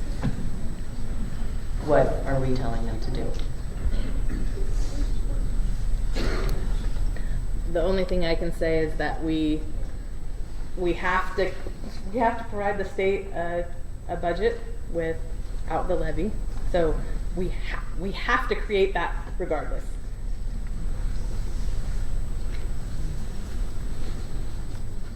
I would be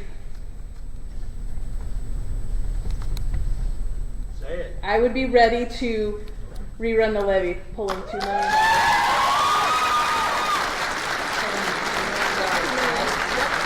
Cutting $2 million, so running it for $7.5 million.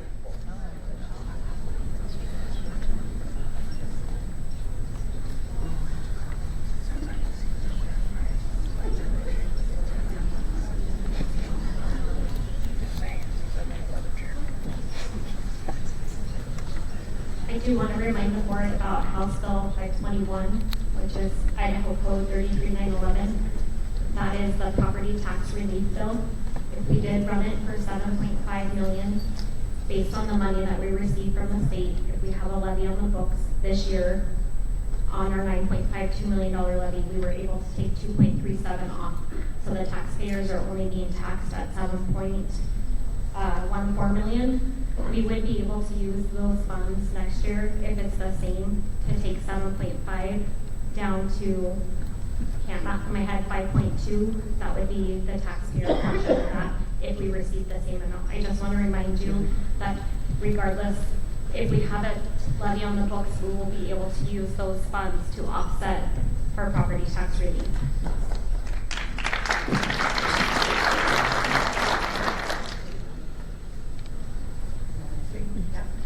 So, as you can represent, we have a lot of Twin Lakes here, because that was mentioned at the last board meeting, that possibly a school will be closed down. And I think it's important for us to find out. We're talking about possibly need to rerun that levy, but where are we at with saying schools are going to be closed or not closed? Because I think that needs to be answered. Well, I guess it was told that Twin Lakes was we actually closed. I don't know who said that, because that was never determined. It was proposed. What was proposed was that we could create a school within a school, because we do have a significant amount of behavioral issues within classrooms, and if we could take the students with the behavioral needs and sort of house them in a school with general population, for lack of better wording, that we would be able to host a school within a school, so that the behavioral needs could be taken out of the general classrooms, and that teachers could focus on working with the students that don't have the behavioral needs. Because when there is one student or 3 students or 12 students in a classroom with behavioral needs, that's a bigger impact in that classroom for that teacher and all the paras that need to come in to support the behavioral needs of that classroom. We have not made a decision on whether or not we are going to go that route or not. So what was brought to us initially was, let's consider John Brown, because it's the closest to the district office, and to put all of the special education staff that we have into that building. It would just seem more reasonable to do that right there next to the district office. One advantage of running that type of a program at Twin Lakes is we have the preschool already grounded there. We've got equipment or playground equipment and all of that. So those were ideas that were being discussed, but no one has made a decision that we are absolutely going in that route or going that route. No one has said we are not going to run all of our elementary schools as of yet. We are just trying to find cost-saving measures. So is one of them closing an elementary school and your cost-saving wages? That is one of the ideas that has been presented to us. That is not something that this board has decided to do. And are you willing to speak on whether you would? No, I won't. No, we won't. So that means it's still on the table. It is an idea that was brought to this board as a solution to help reduce costs. So I would like to take this chance, and I hate public speaking, but I too have been born and raised in this area. And the conservative community that we have, and the people that have moved into our area, I do challenge you to go back to educating this community, because we are a strong community. We can fight together to do what we need to do. If we get the local level, we were willing to do that and always did. Like we said, there's never been a problem with the levy being passed in this area. But we've had a new group of people move in, and they need to be educated. And I think we do need to spend the energy on doing that and stop talking about the proposals of closing an elementary school when we have great schools. I've always been proud to say that my kid goes to Lakeland School District, always. And I've always wanted my kid in the Lakeland School District. Moved, make sure that my kid was in the Lakeland School District. So, and we need to keep that strong.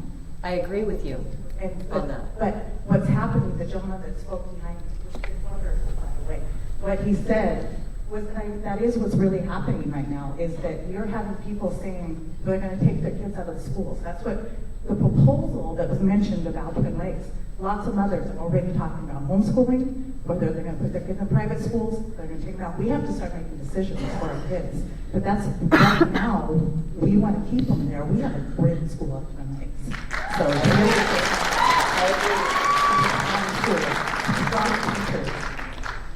I just want to add to that, I think it was probably 2 meetings ago, Trustee Grissom actually said publicly she's not in favor of closing a school. I don't necessarily think that Superintendent Arnold was providing it as a recommendation. It's just we were asked to, turn over every rock, look at everything. Right. So it was because we have schools, when you look at outgoing 5th grade numbers and incoming kindergartners, we have schools so small, and so that was part of the discussion. The elementary team and Jessica, our transportation director, worked tirelessly, I think 2 full days in a smelly conference room, just working through. And I mean, I think the end result came back to it. I mean, it is a money saver, but we've never been in the business of not doing what's right for our kids, and to displace 250 families was not anything that anybody would recommend. So we're in the kid business, and so when you look at solely from a budget standpoint, there is money, but the cost benefit, we would not recommend that, because we are taking away kids' communities, we are taking away their families, and we are displacing, you're extending bus routes. Kids would be on the bus for longer than an hour. So again, it was initially suggested as an idea, but I think when we started pulling back the layers and really fine tuning, Jessica worked tirelessly to look at several of those bus routes.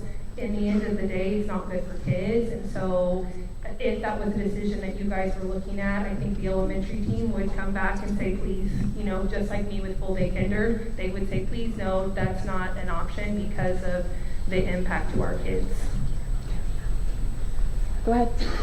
So I just want to kind of tail off what they talked about the Twin Lakes. My name is Brittany. I'm the mother of a 6-year-old nonverbal autistic son. His name is Nathan. The panic cannot even be described when my son began school. There were so many unknowns that to do with the child at the time. He ended up at Twin Lakes with an in-district transfer because of safety and enrollment risks. And he did the developmental preschool there the 2 years prior, and now he's in 1st grade, so he's been there a total of 4 years.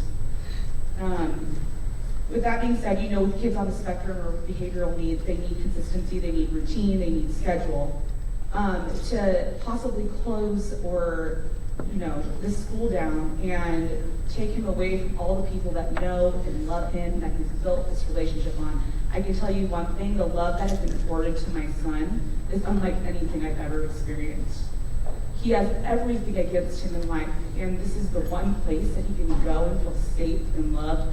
He's in a regular education classroom for part of the day. Or if they try to do for most of the day, he's taken out for special assignments, like one-on-one stuff. He has a one-to-one aide, which he could not even attend school.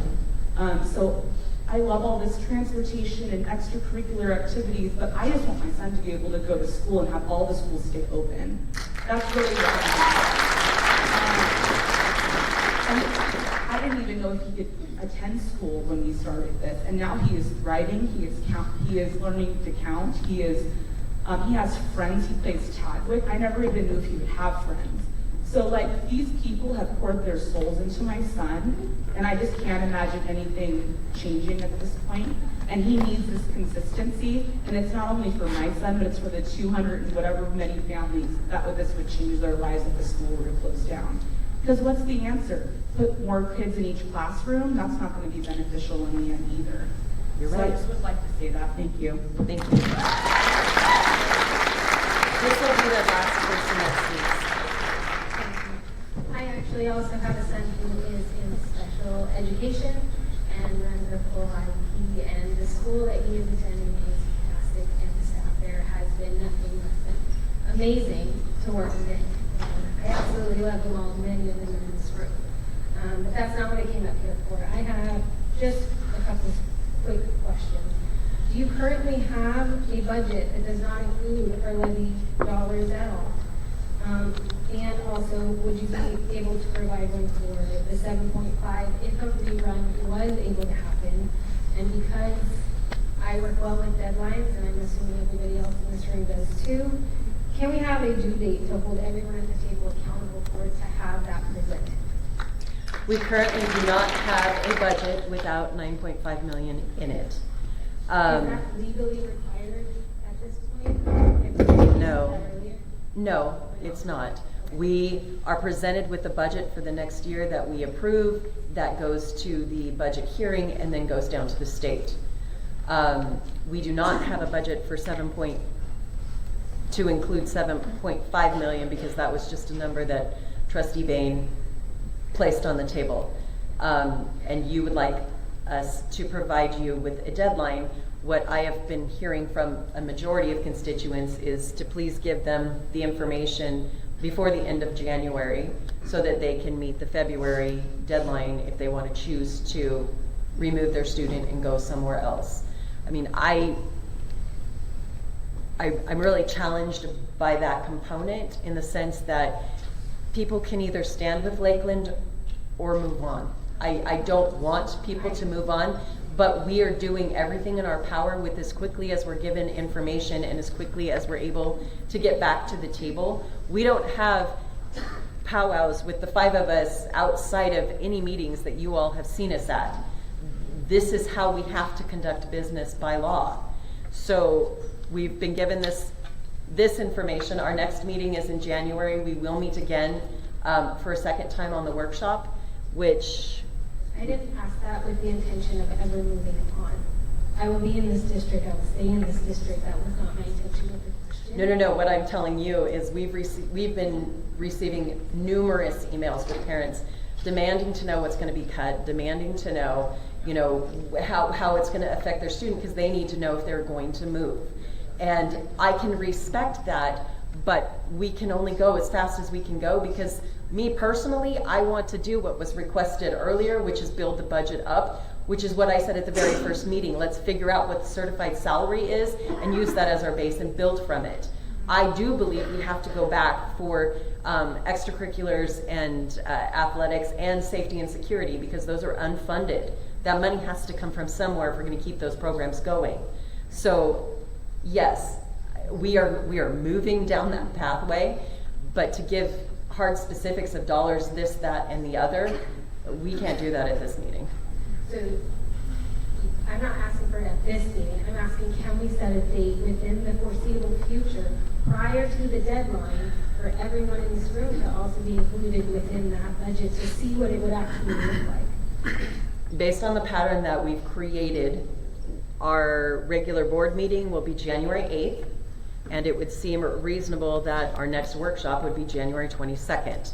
I would state, what's that? Would it be reasonable to expect a budget with no levy dollars included on it at that meeting? Jessica, is that possible? Because we don't create the budget, it's given to us from the district office. Okay, we will work on it, but again, I need direction on, we need to come to an agreement on what's going to be cut in order to do that. It's at the board's discretion what's going to be cut. We can provide recommendations, but ultimately, like we did last May when we cut 2.3 million from the budget, that was the board's decision. So I do need that direction in order to build the budget. Are we closing schools? Are we cutting personnel? What are we doing? Well, if we're cutting out 9.52 million, we're cutting $1 million out of transportation. We're cutting 6.5 million out of salaries and benefits. We're cutting safety and security, whatever was there. But where do you want me to cut it from? Do you want me to just start picking people at random? Because that's how we can build this budget. By just building it at random? No, I need to know what positions you want me to cut to get to that 9.52 million. Well, when you brought us the other budget though, you guys already did that. Can't you do it in the same process you did before? When you brought us that budget, you guys decided who it was that was cut because you said we can bring that format to you again where you can pick and choose. Absolutely. I mean, that's the only way to get to ever got 9.52 million, that is going to require you, unfortunately, to declare a financial emergency and to enact a RIF. I can't get to it just with classified employees. So you're saying that we need to declare a financial emergency then? There is some parameters in law around that. We do have to show, we have 60 days from the time that we declare financial emergency to make all the decisions. So there's step number one. Before we can even build the budget, I can build the without budget. the I can build the cuts. 9.52, we need to I declare just the need- emergency. We can build the budget. We can build the cuts for you. I just need some direction. Are we going to a 4-day school week? Because that impacts our classified staff. Are we rezoning? What are we doing to get to there? Can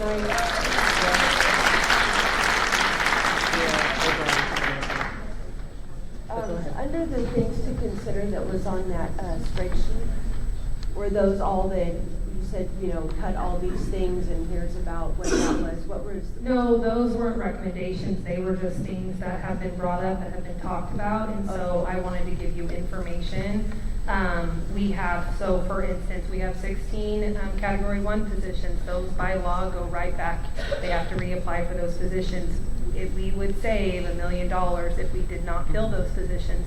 But elementary would tell you if we did that, it impacts their class sizes. We have, not officially, but more than likely, they haven't officially turned in their paperwork, but they have verbally said we have 9 retiree resignations. That's close to $1 million. So those were just things I wanted you to have information about. I probably shouldn't have worded it things to consider because I think it means that I'm recommending it. Again, these are all things there have been ideas that people have talked about. I felt like I needed to, when some of the ideas were thrown out, there wasn't any context or any information, and there weren't dollar amounts, so this was our way of giving you some additional information. But again, if you said, to Jessica's point, we're not doing Category 1s, well then, most of those Category 1s are at elementary.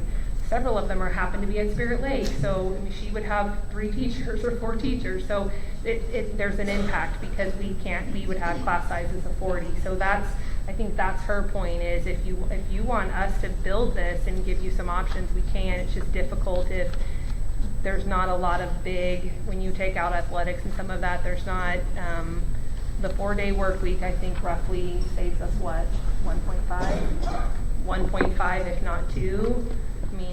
Well, according to the numbers that are down here under things to consider, the 4-day school week is 5, 6, 7, 800 and some odd thousand. It's not 1 point whatever. We did not calculate classified staff, and we can work on that to give you what that would look like. If we go to a cut where it's going to be on the backs of classified staff because they won't be in the building that 5th day. Correct. Okay. Good. Go ahead. So, I've got 2 9th graders that are here, and one of them is swimming 4.5 to 5 miles a day for the school. And I was really surprised that he's not getting a grade for that, because you do grade for PE. Right. So I guess my question is from a revenue standpoint, and maybe this is just maybe this is legislation, but there are no grades for any sports. Why? And if they were graded, how would that change how the state would provide revenue for those classes? Because that might be a way to actually bring more revenue in, because I'm sorry, if he's swimming 5 miles a day, he's doing way more than some kid that went to PE class.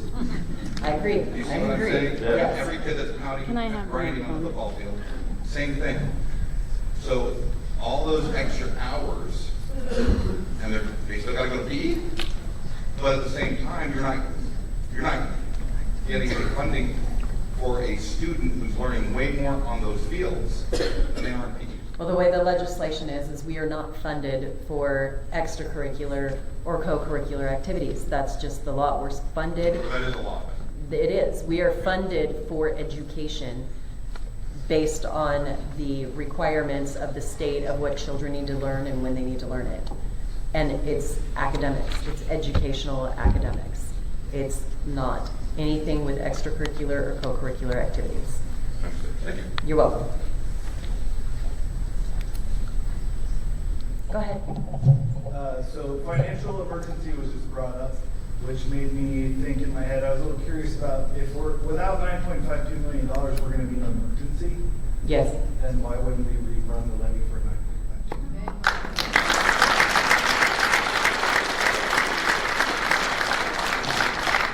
Just to be clear about that, even though the board and the district decides to run a levy, even if they do, we still need the cuts.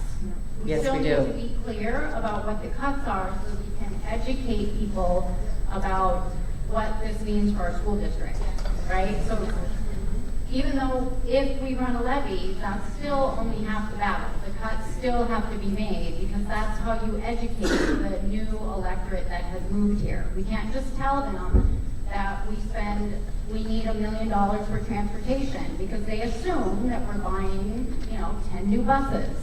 Everybody needs to understand that these are serious, serious cuts. And so far, what I've only heard, 2 to 3 million. So I feel like we're making a little bit of progress, but we're still not talking about big numbers. And the big numbers and the really harsh things, the electorate needs to know about that because those are the things that are going to make them change their minds and say, oh, they're really not just asking for 10 new buses. This is actually about your kid riding a bus for 2 hours a day. So we still have to make the cuts, even if everybody's clapping and being all excited about running another levy. That's only half the battle. We still need to be able to communicate exactly what that means. I agree. On that note, it is 8:08, and we have, this was slated for 2 hours. Go ahead. I didn't get to finish my thought. The things to consider, the reason I asked is because the total of that is right at 4.1 million, which would bring a levy amount to 5.4 million. And although there are things under the things to consider, I didn't go through all of them, because I thought these were recommendations. I should have worded it differently. The ones like the special services and stuff didn't have a dollar amount anyway, so just looking at the dollar amount, it's $4,049,525, which means the levy amount would be $5,470,000, $470,475, sorry. To clock anymore, my brain's huge. Bless you. So, I guess, Jessica, I need clarification from you. Are you requiring the board to declare a financial emergency for the 25-24 school year in order for you to present to us a budget with a $9.52 million deficit? No, I'm just letting you know that I'm going to put numbers in there, but I can't tie certain people to it. It's easier when I know what people they are so I can calculate what that's going to do to our salary-based apportionment. How is that going to change our weighted average for teachers? Is that going to change our weighted average for people services? It's really difficult not knowing how many students we're going to have next year because I can prepare a budget for you, but if I have half the population leave, my budget means nothing because I have to redo it because the revenue is not there. Right. So there are things that we have to make decisions on and provide direction so we can build something knowing that we may have to redo it all over again if we don't have the enrollment. I understand that. That's why our budgets are always made in arrears, which makes it that much more challenging. Average salary. We could do average salary. We'll prepare a document at the board's pleasure, like we did last May, where you can pick and choose line items. I can build that, and I can tell you what I used to build it, but ultimately, it's your decision to tell me exactly what we're cutting. So we'll prepare it. You may not like what I put in there because it's going to be our best guess estimate as to what we think is appropriate, but it's ultimately your decision to tell us what you want us to pull. Well, I think the very first thing is to start with what we outlined on the original levy. Just remove all those dollars and show where that was. I mean, that would be... Yeah, that's easy. I can tell you that's extremely easy for every single category, but the personnel, because like I said at the last meeting, it could be a portion of everybody's salary or it can just be a handful of people. So we will prepare it. I'll have something ready for you. But we do need to have that hard conversation of what cuts we want to make. Yep. Can the board meet again? We have a board assessment on Friday the 27th. Is it possible for the board to actually have a business meeting? So we can come back with, I mean, we just got this last night at 5 o'clock. Right. So, and this is the first time we've got to even look at it, ask questions. Can we come back, the board, not a workshop, a business meeting, and sort of digest some of this, ask more questions via email, telephone, whatever, stop by the district office, so that we can look. Okay. So you want to hold a meeting on the 27th? Yeah, since we already were coming, it looks like for an assessment, so. December. That's next Friday. Would you like Jessica and I there? Who would you like present for that meeting? Yes, that would be great if you could be there. I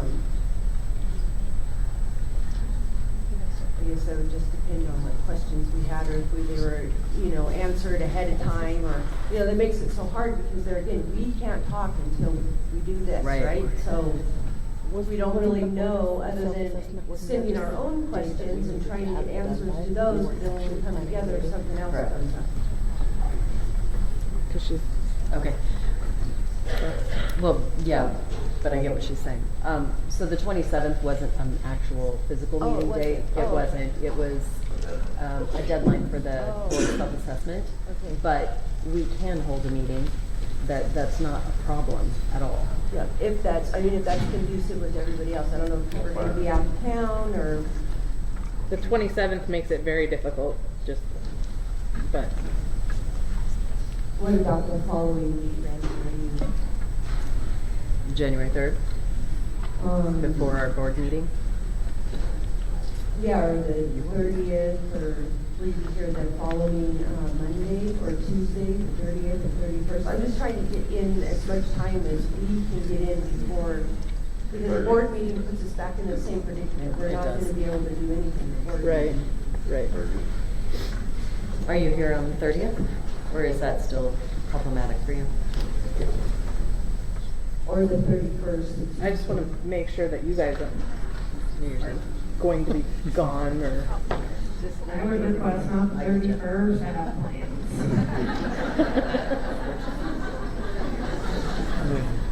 Make it a morning meeting.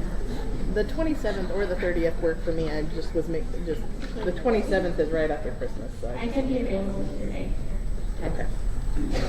Do we want to hold this in the evening or during the day? What about Monday, Randy? Is that better? Monday, other than Monday morning?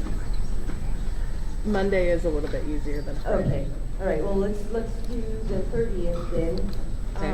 And then I think it would probably have to be in the early evening, afternoon.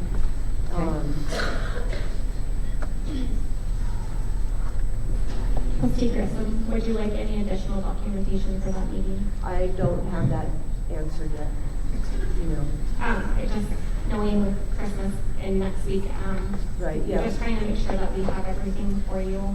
It does take a while to calculate some of these things, so I just wanted to ensure. I think a lot of my questions most of the time are asked by public documentation, unless there's something like this, and then we need explanation of what that meant.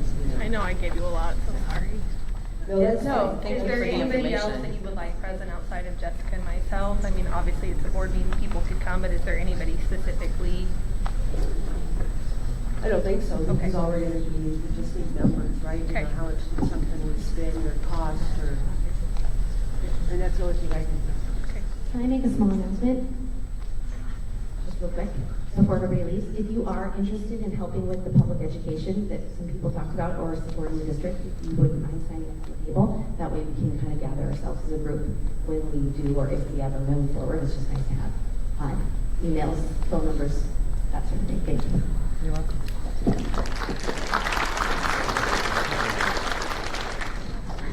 What time will it be for a landing? Does that have to be by? I don't know if you're working or. Yes, I'm working, but it's fine. Okay. It's just work. It's just my day job. No, but I could make 5 work if I needed to, yeah. Okay. Can we do 5 on Monday, or is that too much? Ramona? Yeah, I got it.